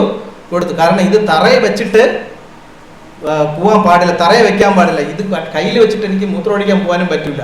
അതുകൊണ്ടൊരു കാര്യം ചെയ്യണം, എൻ്റെ ഇങ്ങനെയുള്ള ഈ നേച്ചർ കൊണ്ടല്ല, ഇതൊക്കെ ഞാൻ തീർത്തിട്ട് തിരിച്ചു വരാമെന്ന് പറഞ്ഞ് ഈ മുനിയുടെ കൈ കൊടുത്തു. മുനി എന്ത് ചെയ്തു? ദേവേന്ദ്രനല്ലേ, ഒരു സഹായമാവട്ടെ എന്ന് പറഞ്ഞ് കൈവച്ചു. അതുവഴി 1ഉം 2ഉം ഒക്കെ ചെയ്യാൻ പോയ ദേവേന്ദ്രൻ പിന്നെ ആ വഴിക്ക് അങ്ങ് പോയി, തിരിച്ച് വന്നില്ല. വരാനുള്ള ഉദ്ദേശം ദേവേന്ദ്രന് ഇല്ലായിരുന്നു. ഈ മുനി കുറേ സമയം ഈ വാൾ ഇങ്ങനെ പിടിച്ചിരുന്ന് ഇദ്ദേഹം എന്ത് ചെയ്തു? കുറേ സമയം ഇങ്ങനെ നമ്മളെ കയ്യിലൊരു സാധനം ഇരിക്കുക, നമ്മളെന്ത് ചെയ്യും? ഒരു കൊച്ചിൻ്റെ കിലുക്ക് വന്നിട്ട് നമ്മൾ എന്ത് ചെയ്യുന്നു? അടുത്തിരിക്കുന്ന മാതാജിയുടെ കയ്യിൽ കൊടുത്തിട്ട്, മാതാജി ഇതൊന്ന് കയ്യിൽ വെച്ചിരിക്കണം പറഞ്ഞു. മാതാജി കുറേ സമയം കയ്യിൽ വെച്ചിരിക്കും. ഈ അമ്മ കൊച്ചിൽ നിന്ന് വാങ്ങിച്ചു കൊടുക്കുന്നില്ല. കുറേ സമയം ഇരിക്കുമ്പോൾ ഈ മാതാജി എന്ത് ചെയ്യും? ചെറുതായിട്ട് അതൊന്ന് കിലുക്കി നോക്കാനും തട്ടി നോക്കാനൊക്കെ തോന്നുന്നില്ല. അതുപോലെ ഈ മുനി എന്ത് ചെയ്തു? ഈ കയ്യിരുന്ന വാളിനെ അങ്ങോട്ടും ഇങ്ങോട്ടും അനക്കാനൊക്കെ തുടങ്ങി. ഇദ്ദേഹം അനക്കിപ്പോൾ നോക്കിയപ്പോൾ ഇദ്ദേഹം ഒരു വലിയ മരത്തിൻ്റെ സൈഡിലൊക്കെ കൊണ്ട് തട്ടിയപ്പോൾ ടക്കനം എല്ലാം അങ്ങ് വിചാരിച്ച് തീർന്നിടയ്ക്ക് എല്ലാം അങ്ങ് മുറിഞ്ഞു പോകുന്നു. അവിടെ പോയി അതിലിരുന്ന ഒരു പാമ്പ് 2 കഷ്ണം ഇദ്ദേഹം എന്ത് ചെയ്ത് എടുത്ത് ഇങ്ങനെ വീശാൻ തുടങ്ങി. ലെഫ്റ്റ് റൈറ്റ് ഫ്രണ്ട് ബാക്ക് ഒക്കെ ഇങ്ങനെ വീശാൻ തുടങ്ങി. ഇത് എവിടൊക്കെ പോയോ അവിടെയുള്ള മരങ്ങളും വൃക്ഷങ്ങളും ജീവികളും മുമ്പിൽ വന്ന സിംഹത്തിന്റെ നേരെ വീശിയതേ ഉള്ളൂ. ആ സിംഹം 2 പീസ്. ആനയുടെ തുമ്പിക്കൈ മുറിച്ച്, കടുവേരെ വാല് മുറിച്ച്, കാല് മുറിച്ച്. ഈ മഹർഷി ആകപ്പാടങ്ങ് ആവേശത്തിലായി. മഹർഷി ഇതും കൊണ്ട് ആ കാട് മുഴുവൻ നടന്ന് അവസാനം മഹർഷി ഒരു കൊള്ളക്കാരനായി മാറി. ആരായി മാറി? കൊള്ളക്കാരനായി മാറി. അതുകൊണ്ട് ഈ ആയുധങ്ങളൊക്കെ കയ്യിൽ വെച്ചിരിക്കുന്നത് നമ്മളെ സ്വഭാവത്തിന് തന്നെ മാറ്റും. അതുകൊണ്ട് ഈ അമ്പും വില്ലൊക്കെ കളഞ്ഞിട്ട് എന്ത് ചെയ്യാൻ പറഞ്ഞ് കളയുന്നു. നമുക്ക് ചേർന്നല്ല, ഇതിൻ്റെ കൂടെ അസോസിയേഷൻ കൊണ്ട് നമ്മളും ചീത്തയായി പോകും. നമുക്കിനി അമ്പും വില്ലൊന്നും വേണ്ട. നമ്മൾ കാട്ടിൽ 14 വർഷം തിരിച്ച് കഴിഞ്ഞ് വരുമ്പോൾ അമ്പും വില്ലൊക്കെ വച്ചേക്കാന്ന് പറഞ്ഞ് സീത ആരെ ഉപദേശിച്ചു. രാമനൊന്ന് ചിരിച്ചിട്ട് പറഞ്ഞു, ഞാനിവിടെ വന്നത് ക്ഷത്രിയനെ പോലെ യുദ്ധം ചെയ്യാനല്ല, പകരം ഞാൻ എൻ്റെ രാജ്യം ഉപേക്ഷിച്ചെന്നേ ഉള്ളൂ. എൻ്റെ ക്ഷത്രിയ ധർമ്മം, എൻ്റെ അച്ഛൻ എൻ്റെ അടുത്ത് കാട്ടിലേക്ക് പോകാനേ പറഞ്ഞിട്ടുള്ളൂ. എൻ്റെ ധർമ്മം എന്താണെന്ന് ഉപേക്ഷിക്കാൻ പറഞ്ഞില്ല. ക്ഷത്രിയ ധർമ്മം ഉപേക്ഷിക്കാൻ പറഞ്ഞു ദശരഥ മഹാരാജാവ്, പറഞ്ഞില്ല. കാട്ടിൽ പോയി 14 വർഷം താമസിക്കാനേ പറഞ്ഞിട്ടുള്ളൂ എൻ്റെ അടുത്ത്. അതുകൊണ്ട് എൻ്റെ ധർമ്മമാണ് എന്നെ ആശ്രയിക്കുന്നവരെ സംരക്ഷിക്കേണ്ടത്, എൻ്റെ ധർമ്മമാണ്. അതുകൊണ്ട് ഞാൻ ഈ അമ്പും വില്ലും എൻ്റെ കയ്യിൽ തന്നെ എപ്പോഴും ഉണ്ടാവും എന്ന് പറഞ്ഞിട്ട് ശ്രീരാമചന്ദ്രൻ സീതയെ സമാധാനപ്പെടുത്തിക്കൊണ്ട് പോകും. അങ്ങനെ ആ കഥ ഒരുപാട് പോകുന്നു. സീതയെ തട്ടിക്കൊണ്ടുപോകും. നമുക്കറിയാം, പുഷ്പവിമാനത്തിൽ കൊണ്ടുപോകുന്നു. അതിനുശേഷം ലക്ഷ്മണൻ വന്നിട്ട് സീതാദേവി, രാമൻ ഒരിക്കലും സീതയുടെ മുമ്പ് വെച്ച് ഒരു രാക്ഷസന്മാരെ കൊന്നിട്ടില്ല. ഒരു രാക്ഷസന്മാരെ രാമൻ അറിയാം. സീതയ്ക്ക് അത് താങ്ങൂല്ല എന്നറിയാം. അവസാനം ഞാൻ പേര് വിട്ടു, ഒരു രാക്ഷസന്മാരെ കൊല്ലാൻ പോകുന്ന സമയത്ത് തന്നെ രാവണൻ നേരിട്ട് വന്ന് രാക്ഷസന്മാരെ കൊല്ലാൻ പോകുന്നതിന് മുമ്പായിട്ട് ലക്ഷ്മണൻ എന്ന് പറഞ്ഞു, നീ സീതയും കൊണ്ട് അവിടെ ഒരു ഗുഹയുണ്ട്, നീ ആ ഗുഹയ്ക്കകത്ത് അവിടെ ഇരിക്കും, ഞാൻ അവരെ സെറ്റിൽ ചെയ്തിട്ട് വരാമെന്ന് പറഞ്ഞിട്ട് രാമ എന്ത് ചെയ്തു? ഈ രാക്ഷസന്മാരെ കൊല്ലാൻ. അങ്ങനെ സീതയെ കൊണ്ട് പോകുന്നു. അങ്ങനെ അത് കഴിഞ്ഞിട്ട് സീത രാമൻ പോകും. നമുക്കിനി പെട്ടെന്ന് തീർക്കാം, ഒരുപാട് കഥ എടുത്തില്ല. പക്ഷെ മാരീചൻ വരുന്നുണ്ട്. മാരീചൻ വരുന്നതിന് മുമ്പായിട്ട് സീതയെ ആരെ ഏൽപ്പിക്കും? അഗ്നിയെ സമർപ്പിക്കും. അതൊരു വലിയ കഥയാണ്. അത് എൻ്റെ ലാസ്റ്റ് വേണമെങ്കിൽ പറയാം. കാരണം സീത ഇതിൽ ലാസ്റ്റ് യുദ്ധകാണ്ഡത്തിൽ അവസാനത്തെ ടോപ്പിക് എടുത്തു കഴിഞ്ഞാൽ യുദ്ധകാണ്ഡത്തിൽ നമ്മൾ സാധാരണമായിട്ട് ചോദിക്കുന്ന ഒരു ക്വസ്റ്റ്യൻ ഉണ്ട്. എന്തിന് സീതയെ അഗ്നി പരീക്ഷ ചെയ്തെടുത്തു? സീത എന്തിന് അഗ്നി പരീക്ഷ ചെയ്തെടുത്തു എന്ന് ചോദിക്കുന്നുണ്ട്. ശ്രീരാമൻ യുദ്ധം കഴിഞ്ഞതിന് ശേഷം ശ്രീരാമചന്ദ്രമൂർത്തിയെ സീത വരെയാണ് അവരെല്ലാവരും കൂടെ അണിയിച്ചൊരുക്കി സീതയെ കൊണ്ടുവരാണ്. ശ്രീരാമൻ സീതയുടെ മുഖത്ത് നോക്കുന്നില്ല. ശ്രീരാമൻ സീതയുടെ മുഖത്ത് പോലും നോക്കുന്നില്ല. വരുന്ന വഴിക്ക് ഭയങ്കര സൈലന്റ് ആയിട്ട്, ഭയങ്കര മൂകമായിട്ട് സീതയുടെ മുഖത്ത് നോക്കാതെ ശ്രീരാമൻ അങ്ങനെ നിൽക്കുന്നു. ശ്രീരാമൻ പറഞ്ഞു, എനിക്ക് ഇത്രയും നാൾ ഇവിടെ ഇരുന്നതല്ലേ, എനിക്ക് എന്താണ് പരിശുദ്ധി എന്ന് ആൾക്കാർ ചോദിച്ചാൽ ഞാൻ എന്ത് പറയും എന്നുള്ള തരത്തിലുള്ള സംശയം. സീത അപ്പം തന്നെ പറഞ്ഞു. സീത മറ്റുള്ള കേട്ടെന്ന് എല്ലാവരും ഞെട്ടിപ്പോയി. രാമന് സീതയുടെ പുറത്ത് സംശയമാണോ എന്ന് എല്ലാവരും വിചാരിച്ചു. ലക്ഷ്മണൻ പറഞ്ഞ അതിൻ്റെ ഒരു ആവശ്യമില്ല, കണ്ടു നിന്നവരെല്ലാവരും പറഞ്ഞു അതിൻ്റെ ഒരു ആവശ്യമില്ല. ലക്ഷ്മണൻ ഉറപ്പിച്ച് പറഞ്ഞ് അങ്ങനെ ഒരു പ്യൂരിഫിക്കേഷൻ്റെ തെളിയിക്കേണ്ട, ഒരു പരിശുദ്ധി തെളിയിക്കേണ്ട ഒരു ആവശ്യമില്ല എന്നൊക്കെ പറഞ്ഞു. രാമനൊന്നും വേണ്ടിയില്ല. പക്ഷെ രാമൻ പറഞ്ഞില്ല സീതയുടെ അടുത്ത് അഗ്നി ചാടാൻ. സീത സ്വയം തീരുമാനിച്ചു, ഞാൻ അഗ്നിയിൽ നടന്ന് എൻ്റെ പരിശുദ്ധി തെളിയിക്കുമെന്ന് പറഞ്ഞു. സീതാദേവി അപ്പം തന്നെ അഗ്നിയെ അവിടെ വിളിക്കുകയും അഗ്നിയിലേക്ക് കയറി അപ്രത്യക്ഷയാകുകയും ചെയ്തു. അത് കഴിഞ്ഞ് കുറച്ച് കഴിഞ്ഞപ്പോൾ അഗ്നിയിൽ കയറി അപ്രത്യക്ഷമായി കഴിഞ്ഞപ്പോൾ അഗ്നിദേവൻ സീതയുമായിട്ട് പുറത്തു വരികയാണ്. ഇത് കണ്ട രാമൻ അങ്ങോട്ട് കണ്ണുനീരൊഴുകി പൊട്ടിക്കറിഞ്ഞ്, സീതയെ നിന്നെ ഞാൻ എത്ര നാളായി കണ്ടിട്ട് എന്ന് പറഞ്ഞിട്ട് ഓടിച്ചെന്ന് കെട്ടി പറയും. ഭയങ്കര ഇമോഷണൽ സീൻ. ഇത് കണ്ട ആൾക്കാരൊക്കെ ഭയങ്കര 10 മിനിറ്റ് കൊണ്ട് ഈ മനുഷ്യൻ എങ്ങനെയായിരുന്നു? 10 മിനിറ്റ് മുമ്പേ ഈ മനുഷ്യൻ ഇങ്ങനെയായിരുന്നു. അപ്പൊ ഈ കാണിക്കുന്നതെല്ലാം ഒറിജിനൽ ആണോ? യഥാർത്ഥ സ്നേഹം ഉണ്ടെങ്കിൽ ഈ കരച്ചിലൊക്കെ നേരത്തെ കരയണ്ടേ? ഇത് സീത ആദ്യം വന്നോണ്ട് മുഖം നോക്കില്ല, എനിക്ക് പറ്റില്ല എന്നൊക്കെ പറഞ്ഞ് ഇങ്ങനെ നിന്ന് സീത അഗ്നിന്ന് പുറത്ത് അഗ്നിദേവൻ പറഞ്ഞ് അങ്ങയുടെ സീത പരിശുദ്ധയാണെന്ന് പറഞ്ഞപ്പോൾ ഓടിച്ചെന്ന് സീതയെ നിന്നെ കാണാൻ ഞാൻ എങ്ങനെ ഇരിക്കും, എനിക്ക് ജീവൻ പ്രാണം പോയി എന്നൊക്കെ പറഞ്ഞ് ഭയങ്കര ഇമോഷണലായിട്ട് കരഞ്ഞ് ഭയങ്കര സീതയെ ഇനി പറയാൻ ഗ്ലോറിഫിക്കേഷൻ ഒന്നുമില്ല അല്ലേ? അതിനൊരു ഇത് പറയുന്നുണ്ട്. അതിന് ശ്രീരാമൻ അതിന് മുമ്പേ ഞാൻ നേരത്തെ പറഞ്ഞ മാരീചൻ വന്ന് കൊണ്ടുപോകുന്നതിന് മുമ്പേ ശ്രീരാമൻ സീതയെ യഥാർത്ഥ സീതയെ എന്ത് ചെയ്തിരുന്നു? അഗ്നിയെ സമർപ്പിച്ചിരുന്നു. വേദവതി എന്ന് പറഞ്ഞില്ലേ? വേദവതി എന്ന് പറഞ്ഞുകൊണ്ട് ഒരു സുന്ദരിയായ സ്ത്രീ വിഷ്ണുവിനെ എനിക്ക് ഭർത്താവായിട്ട് കിട്ടണം എന്ന് പറഞ്ഞിട്ട് തപസ് ചെയ്തുകൊണ്ടിരിക്കുന്നു. അവളെ കണ്ടിട്ട് രാവണൻ എന്ത് ചെയ്തു? ഇവളെ എനിക്ക് വിവാഹം കഴിക്കണം എന്ന് പറഞ്ഞിട്ട് വേദവതിയെ അച്ഛൻ നിർബന്ധിച്ച് വിവാഹം കഴിക്കാൻ ശ്രമിച്ചപ്പോൾ വേദവതി അഗ്നിയിൽ ചാടിയിട്ട് ശരീരം ഉപേക്ഷിച്ചിട്ട് പറഞ്ഞു, നീ എന്നോട് ചെയ്ത ഈ ക്രൂരതയ്ക്ക് നിന്റെ മരണത്തിന് ഞാൻ കാരണമായി തീരുമെന്ന് പറഞ്ഞു. അപ്പോൾ ഈ മാരീചൻ കൊണ്ടുപോകുന്നതിന് മുമ്പേ അഗ്നിയിൽ സീത പ്രവേശിക്കുന്ന സമയത്ത് അഗ്നിയെ കൊടുക്കുമ്പോൾ ഈ വേദവതിയാണ് സീതയായിട്ട് പുറത്തു വരുന്നത്. ആ വേദവതിയെ ശ്രീരാമചന്ദ്രമൂർത്തി കണ്ണുകൊണ്ട് കണ്ടിട്ട് പോലുമില്ല. തിരിച്ചു വരുമ്പോഴത്തേക്ക് രാവണൻ കൊണ്ടുപോയിരിക്കും. പിന്നെ കണ്ടിട്ടില്ല സീത. അതിന് ശേഷം ആ വേദവതിയാണ് ഇവിടെ കൊണ്ടുപോകുന്നത്, ലങ്കയിൽ കൊണ്ടുപോകുന്നത്. ലങ്കയിൽ കൊണ്ടുപോയിട്ട് തിരിച്ച് യുദ്ധം കഴിഞ്ഞിട്ട് ശ്രീരാമചന്ദ്രമൂർത്തിയുടെ മുമ്പിൽ വരുന്നത് ആരാണ്? വേദവതിയാണ്. കാരണം ജനകൻ വിവാഹം കഴിച്ചു കൊടുക്കുമ്പോൾ ഇവൾ നിന്റെ ധർമ്മചാരിണി ആയിരിക്കും എന്ന് പറയുമ്പോൾ അവിടെ വച്ച് ശ്രീരാമചന്ദ്രമൂർത്തി ഒരു ശബ്ദം എടുക്കുന്നുണ്ട്, ഞാൻ ഏകപത്നി വ്രതക്കാരനായിരിക്കും, എൻ്റെ ഈ ഭാര്യയല്ലാതെ ഇനി ഒരാളെ ഇവളല്ലാതെ വേറൊരാളെ ഞാൻ വിവാഹം കഴിക്കില്ല എന്നും വേറൊരാളുടെ മേലിൽ ഞാൻ നോക്കൂല എന്നൊക്കെ ഉള്ള ശബ്ദം ആരെടുത്തിട്ടുണ്ട്? ശ്രീരാമചന്ദ്രൻ അറിയാം ഈ വരുന്നത് ആരല്ല, യഥാർത്ഥ സീതയല്ല എന്ന് അറിയാവുന്നുള്ളത് കൊണ്ട് ശ്രീരാമൻ എന്ത് ചെയ്തില്ല? മുഖത്ത് പോലും നോക്കിയില്ല. അപ്പോൾ സീത ആ അഗ്നിയിൽ കയറിയിട്ട് തിരിച്ചു വരുമ്പോൾ വരുന്നത് ആരാണ്? രാമന്റെ സീത. ജനകൻ ആ കന്യാദാനം ചെയ്യുന്ന സമയത്ത് ജനകൻ പറയും, ഇത് നിന്റെ സീത, ഇത് നിന്റെ സീത എന്ന് പറഞ്ഞാൽ കൂടെ ഇത് നിന്റെ സീതയാണ്, ഇതാണ് നിന്റെ സീത, ഇതെല്ലാം നിനക്ക് വേറെ സീതയൊന്നുമില്ല, ഇത് ഒരൊറ്റ സീത. ആ വാക്ക് എപ്പോഴും ഉണ്ട് ശ്രീരാമചന്ദ്രമൂർത്തിക്ക്, അവസാനം വരെയുണ്ട്. അത് ഇനി വേറെ ഏത് രൂപത്തിൽ സീതയുടെ രൂപത്തിൽ ആര് വന്നാലും അത് ശ്രീരാമന് അത് അക്സെപ്റ്റ് ചെയ്യാൻ പറ്റത്തില്ല. അത്രയ്ക്ക് ധർമ്മനിഷ്ഠനാണ് ശ്രീരാമചന്ദ്രൻ. അപ്പം അങ്ങനെ സീതയെ കൊണ്ടുപോയി. ഇത് സീതയുടെ കാരുണ്യം ഇരിക്കുന്നുണ്ട്. ഇതിന് മുമ്പായിട്ട് തന്നെ സീതയെ അശോകവനത്തിൽ സീതയെ കൊണ്ടുവന്ന് ഇരുത്തിയിരിക്കുന്ന സമയത്ത് ഹനുമാൻ ചെന്ന് ചോദിക്കും, ഇവർ ഈ 10-700 രാക്ഷസിമാരാണ് സീതയുടെ ചുറ്റും നിന്നിട്ട് സീതയെ പീഡിപ്പിക്കുന്നത്, വാക്കുകൾ കൊണ്ടും എല്ലാ രീതിയിലും പീഡിപ്പിക്കുന്നത്. അപ്പോൾ ഹനുമാൻ ചോദിക്കും, ഇവരെയൊക്കെ പിടിച്ചങ്ങ് ഞാൻ ഞെരിച്ച് ഓടിച്ച് കളയട്ട, കൈയൊക്കെ അങ്ങ് ഓടിച്ച് കളയട്ട, തലക്കെട്ടൊരു അടി കൊടുക്കട്ട, ഇങ്ങനെയൊക്കെ പറയും, ഇവരെയൊക്കെ അങ്ങ് കൊന്നു കളയട്ടാ എന്നൊക്കെ ഹനുമാൻ ചെന്ന് സീതയോട് ചോദിക്കും. ഇത്രയും പേര്, ഈ 700 പേരും കൂടെ ചേർന്ന് പീഡിപ്പിച്ചതല്ലേ, എല്ലാത്തിനെയും ഞാൻ എന്ത് ശിക്ഷ കൊടുക്കണമെന്ന് ഒരു പറഞ്ഞു, എല്ലാവരും ഞങ്ങൾ തട്ടിക്കളയട്ടാ എന്നൊക്കെ ചോദിക്കും. എല്ലാവരും ഞാൻ കൊന്നു കളയട്ടെ, ഇവരെല്ലാവരും കയ്യ കാലൊക്കെ മുറിച്ച് കളയട്ടെ, പീഡിപ്പിക്കട്ടെ, ഇങ്ങനെയൊക്കെ ചോദിക്കും. ആര് ചോദിക്കും? ഹനുമാൻ ചോദിക്കും. അപ്പോൾ സീത പറയും, വേണ്ട, അവരങ്ങനൊന്നും ചെയ്യാൻ പാടില്ല. അവര് എന്തുകൊണ്ടാണ് എൻ്റെ അടുത്ത് അങ്ങനെ പെരുമാറിയതെന്ന് പറഞ്ഞാൽ അവരുടെ യജമാനൻ അങ്ങനത്തെ ആളായതുകൊണ്ടാണ്. ഒരു ഭൃത്യൻ, ഒരു യജമാനൻ നല്ലവനാണെങ്കിൽ ആ യജമാനന്റെ ഭൃത്യൻ മറ്റുള്ളവരടുത്ത് മര്യാദയോടുകൂടി പെരുമാറും. യജമാനൻ നല്ലവനല്ലെങ്കിൽ ഭൃത്യന്മാര് മറ്റുള്ളവരടുത്ത് എങ്ങനെ ശരിയായിരിക്കും? മോശം. ഒരു നല്ല യജമാനന്റെ ഭൃത്യന്മാര് മറ്റുള്ളവരടുത്ത് നല്ല രീതിയിൽ പെരുമാറും. മോശമായ ഒരു നല്ല യജമാനൻ, ചീത്തയായ യജമാനൻ ശരിയല്ലെങ്കിൽ, ധർമ്മനിഷ്ഠനല്ലെങ്കിൽ അയാളുടെ ആൾക്കാര്. സീത അങ്ങനെ കാരുണ്യത്തിൻ്റെയും ത്യാഗത്തിൻ്റെയും ഒക്കെ ഒരു ശക്തിയുടെയും, അതെല്ലാം ഈ പറഞ്ഞ കണക്ക് ശ്രീരാമചന്ദ്രമൂർത്തി എവിടെയൊക്കെ ധർമ്മത്തിൽ നിന്ന് വ്യതിചലിക്കാൻ പോയിരുന്നോ അവിടെയൊക്കെ കറക്റ്റ് ചെയ്തു. കാരണം ആ അമ്പും വില്ലും ഉപേക്ഷിക്കാൻ പറയുന്നു. യഥാർത്ഥത്തിൽ നമുക്ക് തോന്നും സീത എന്ത് ചെയ്തതാണ്, സീതയുടെ സ്വാർത്ഥതയ്ക്ക് വേണ്ടിയിട്ട് സീത പറഞ്ഞതാണെന്ന് തോന്നും. പക്ഷെ യഥാർത്ഥത്തിൽ സീത അവിടെ ശ്രീരാമചന്ദ്രമൂർത്തിയെ ധർമ്മത്തിലേക്ക് ചലിപ്പിക്കാനാണ് നോക്കിക്കൊണ്ടിരുന്നത്. ശ്രീരാമചന്ദ്രമൂർത്തി സീതയെ വിട്ടിട്ട് പോകാൻ ശ്രമിക്കുമ്പോഴും ശ്രീരാമൻ എന്താണ്, ധർമ്മത്തിന് അനുകൂലമായിട്ട് ഞാൻ എപ്പോഴും എൻ്റെ ഭർത്താവിൻ്റെ കൂടെ തന്നെ ഇരിക്കേണ്ടവളാണ് എന്ന് പറഞ്ഞിട്ടാണ് ചെയ്യുന്നത്. അപ്പോൾ സീതാമാതാവിനെ കുറിച്ച് നമ്മൾ പറയുമ്പോൾ രാമായണത്തിൽ വളരെ, ഇനി പറയുകയാണെങ്കിൽ നമുക്ക് ഒരുപാട് മഹാത്മ്യങ്ങൾ പറയേണ്ടി വരും. കാരണം ഈ ഫുൾ രാമായണത്തിൻ്റെയും സെൻറ്റർ ആരാണ്?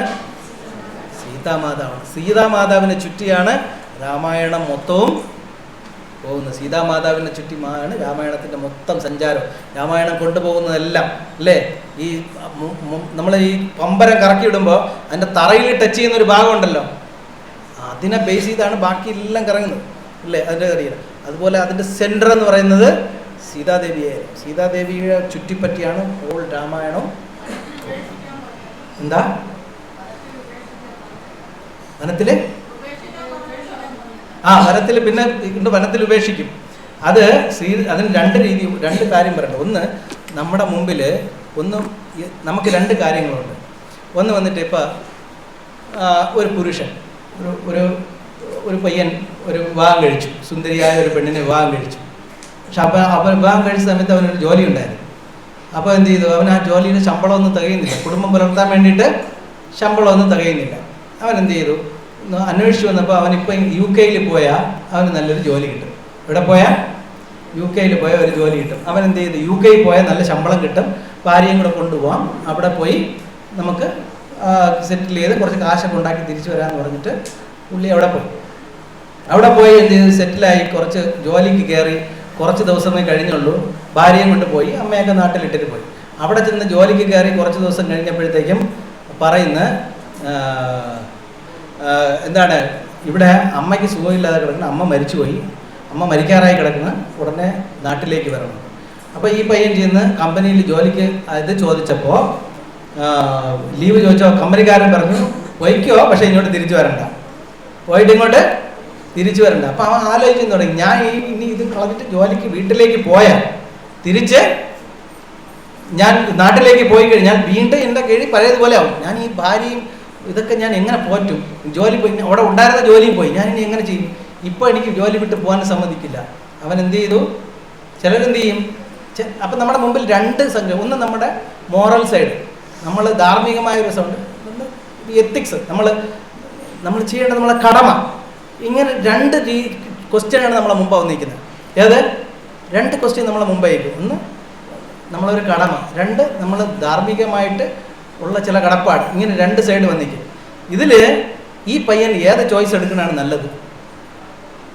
അവൻ ജോലി, അമ്മ മരിക്കാൻ കിടക്കുന്ന, അമ്മ മരിച്ചു പോയെന്ന് പറഞ്ഞ് അവൻ ജോലിയും കളഞ്ഞിട്ട് UK തിരിച്ചിവിടെ വരണോ, ഭാര്യയും കൊണ്ട് തിരിച്ചിവിടെ വരണോ? അതാ അമ്മ മരിച്ചു പോയി, ഇനി ഇന്നും പറഞ്ഞിട്ട് ഞാൻ ഇനി തിരിച്ചു വന്ന് എൻ്റെ ജോലി തരും, എനിക്കിനി കുറേ ലൈഫ് ഇനിയും ബാലൻസ് കിടക്കുന്നു, അത് വീട്ടിൽ നാട്ടുകാർക്ക് പൈസ വെച്ച് കൊടുത്ത് അവരെ നോക്കിക്കോളും, അതുകൊണ്ട് ഞാൻ നാട്ടിൽ പോകണില്ല എന്ന് പറഞ്ഞിരിക്കുന്നു. നിങ്ങളാണെങ്കിൽ ഈ പയ്യൻ ഏത് ഡിസിഷൻ എടുത്താൽ നല്ലതെന്ന് പറയും?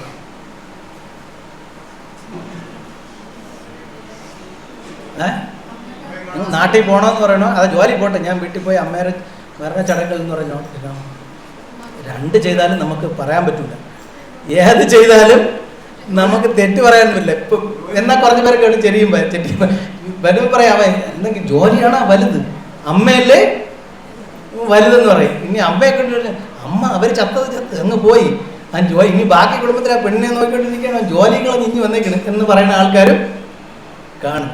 അപ്പോൾ ചില സമയത്ത് ഇങ്ങനെയുള്ള ധർമ്മസങ്കടങ്ങൾ ചില സമയത്ത് വരും. അതിൽ ചിലർ ധാർമ്മികതയ്ക്കും മോറൽ, പക്ഷെ ശ്രീരാമചന്ദ്രമൂർത്തി അവിടെ മോറൽ സൈഡിലാണ് അദ്ദേഹത്തിൻ്റെ ഭാര്യയുമായിട്ടുള്ള കടപ്പാടിനേക്കാളും കൂടുതൽ അദ്ദേഹം ധാർമ്മികമായ വശത്തിനാണ് കൂടുതൽ പ്രാധാന്യം കൊടുത്തത്. കാരണം അദ്ദേഹത്തിൻ്റെ രാജ്യത്ത് ധർമ്മനിഷ്ഠനായിരുന്നതുകൊണ്ട് അദ്ദേഹത്തിൻ്റെ രാജ്യത്തിലെ ഒരു അലക്കുകാരൻ അദ്ദേഹത്തിൻ്റെ ഭാര്യ ഇവിടെ തുണിയെടുക്കാൻ പോയിട്ട് തിരിച്ച് വന്നിട്ട് ലേറ്റായപ്പോൾ ഒരു കമൻ്റ് അടിച്ച്, എന്താണ്, നീ എവിടെയെങ്കിലുമൊക്കെ പോയിട്ട് തിരിച്ച് രാത്രി വന്ന് കയറുമ്പോൾ വിളിച്ച് കയറ്റുന്നത് ഞാൻ ശ്രീരാമചന്ദ്രനൊന്നും അല്ല എന്ന് ആര് കമൻ്റ് അടിച്ച്?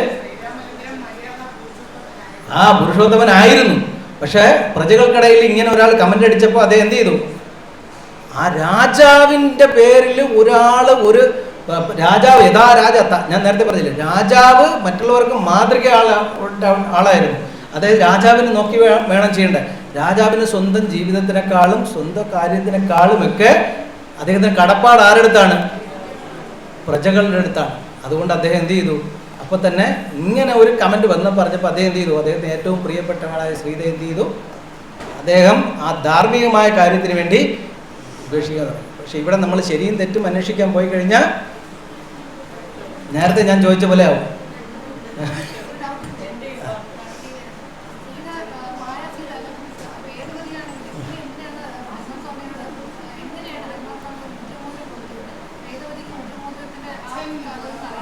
അതൊക്കെ അറിയാം. മായാ സീത എന്ന് പറയുമ്പോൾ യഥാർത്ഥ സീതയല്ല, വേദവതിയുടെ ശരീരമേ വേറെയായിരുന്നു.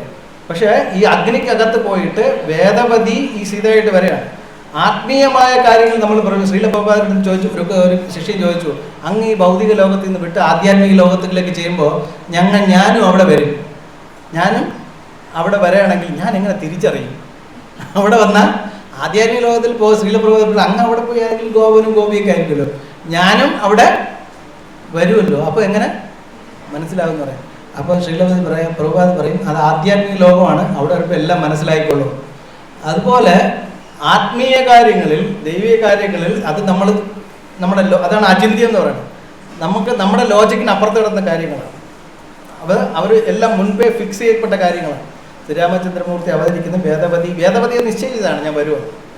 ഇത് നമുക്കറിയില്ല, പക്ഷെ ആർക്കറിയാം? ശ്രീരാമൻ അറിയാം ഇങ്ങനൊരു സംഭവം ഉണ്ടെന്നും പോകുന്നുണ്ടെന്നും. നമ്മുടെ രീതിയിൽ ഇപ്പൊ വാൽമീകിയല്ലാതെ വേറൊരാൾ ആ രാമായണം എഴുതിയിരുന്നെങ്കിൽ എങ്ങനെ ഇരുന്നേ? വാൽമീകിയുടെ വിഷനിൽ കൂടെ എഴുതി ഇല്ലേ? ആ നാട്ടിൽ വേറെ ഒരു മഹർഷിയാണ് രാമായണം എഴുതിയിരുന്നെങ്കിൽ രാമായണം ചിലപ്പം കുറച്ചുകൂടെ വേറൊരു വിഷനിലായിരുന്നു.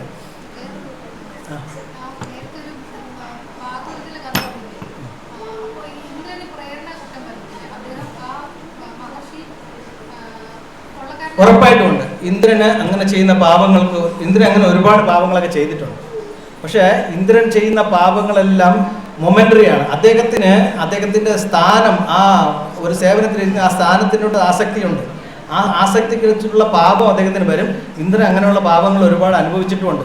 ഒരുപാട് സമയത്ത് ഇന്ദ്രന് ജരാന്തര ബാധിച്ചിട്ടുണ്ട്, താമരത്തണ്ടനകത്ത് ഒളിപ്പിച്ചിരിപ്പിച്ചിട്ടുണ്ട്, ഇന്ദ്രന് 1000 കണ്ണ് കിട്ടിയിട്ടുണ്ട്. ഇങ്ങനെയുള്ള ചില കാര്യങ്ങൾ ചെയ്യുമ്പം ഇന്ദ്രന് അതിൻ്റെതായ പനിഷ്മെൻറ്റ് വേറെ കിട്ടുന്നുണ്ട്. അതിനുള്ള റിസൾട്ട് എവിടെയെങ്കിലും ഇന്ദ്രൻ റെക്ടിഫൈ ചെയ്യുന്നുണ്ട്. പക്ഷേ ഇന്ദ്രൻ ആ പോസ്റ്റിൽ നിന്ന് മാറ്റില്ല ഭഗവാൻ. കാരണം ഒരു പർട്ടിക്കുലർ സേവനത്തിന് വേണ്ടി നിയമിച്ച ആളാണ്. ഇന്ദ്രൻ ചെയ്യുന്ന ചില തെറ്റുകൾ മൊമെന്ററിയാണ്, താൽക്കാലികമാണ്. ഇന്ദ്രൻ പിന്നെ അത് പശ്ചാത്തപിക്കുകയും ചെയ്യും അദ്ദേഹത്തിന്. കാരണം ഇന്ദ്രനും ഭൗതിക ലോകത്തിനകത്താണ്. പക്ഷേ ഇന്ദ്രൻ ശാശ്വതമായി ഭഗവാന് വേണ്ടിയിട്ട് വേറൊരു വലിയ ഡ്യൂട്ടി ചെയ്തുകൊണ്ടിരിക്കുന്ന ആളാണ്, ആ ലെവലിലുള്ള ആളാണ്. പക്ഷേ അദ്ദേഹത്തിന് ചില സമയം അദ്ദേഹത്തിൻ്റെ സ്ഥാനം പ്രൊട്ടക്ട് ചെയ്യാൻ വേണ്ടി ചില തെറ്റുകളൊക്കെ ചെയ്യും, അതിന് പണിഷ്മെൻറ്റ് കിട്ടുകയും ചെയ്യും.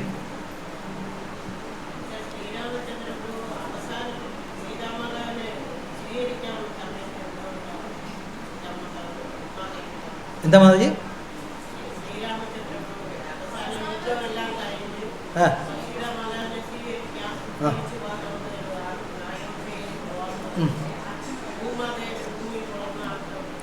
ആ സമയത്തല്ല, അവസാനം ലവകുശന്മാരൊക്കെ ജനിച്ചതിന് ശേഷമാണ് അങ്ങനെ പോകണം.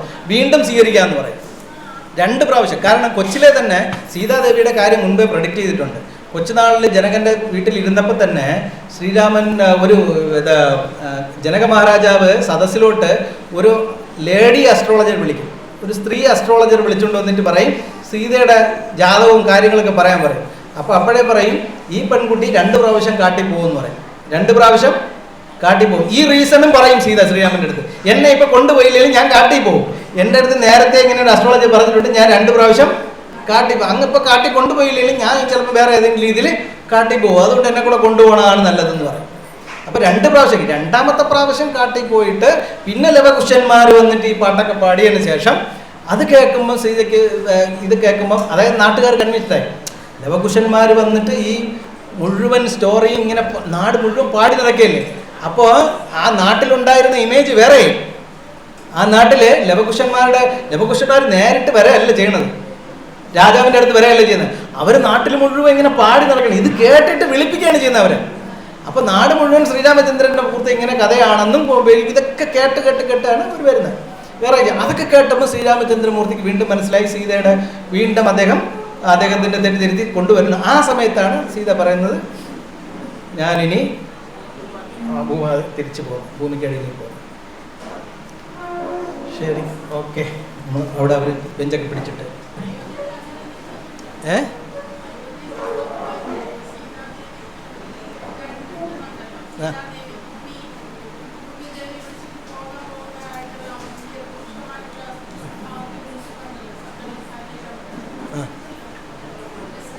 ഉണ്ട്. പിന്നെയും സീത രാമൻ്റെ കൂടെ വന്നു കഴിഞ്ഞാൽ പിന്നെയും ആൾക്കാർ വേറെ കഥ പറയും. അതിനുണ്ട് അവസരം ഉണ്ടാക്കണ്ടെന്ന് വിചാരിച്ചിട്ട് സീതാദേവി അപ്പം തന്നെ ഇനി ഈ കഥ നീട്ടിക്കൊണ്ട് പോകാൻ സീതാദേവിക്ക് താല്പര്യമില്ലായിരുന്നു. അത്രേ ഉള്ളൂ. ജയ് ശ്രീതാരാം ലക്ഷ്മൺ ഹനുമാൻ കി. എന്തെങ്കിലും അപരാധങ്ങൾ എന്തെങ്കിലും ഉണ്ടായിട്ടുണ്ടെങ്കിൽ ക്ഷമിക്കണം. നമ്മൾ ക്ലാസ്സിൻ്റെ ഇടയ്ക്ക് കുറേ ക്ലാസ് രസിപ്പിക്കാൻ വേണ്ടിയിട്ട് നമ്മൾ ചിലപ്പോൾ ചില വാക്കുകളൊക്കെ ഉപയോഗിക്കാം, ആരെങ്കിലും ഉദാഹരണങ്ങളൊക്കെ പറയും. അതൊക്കെ ആർക്കും വിഷമവും തോന്നിക്കരുത്. അങ്ങനെ എന്തെങ്കിലും ഉണ്ടെങ്കിൽ എല്ലാവരും ക്ഷമിക്കണം. ജയ് ശ്രീതാരാം ലക്ഷ്മൺ ഹനുമാൻ കി. ശീല പ്രഭുപാദ് കി. അനന്തകോടി വൈഷ്ണവ വൃന്ദ കി.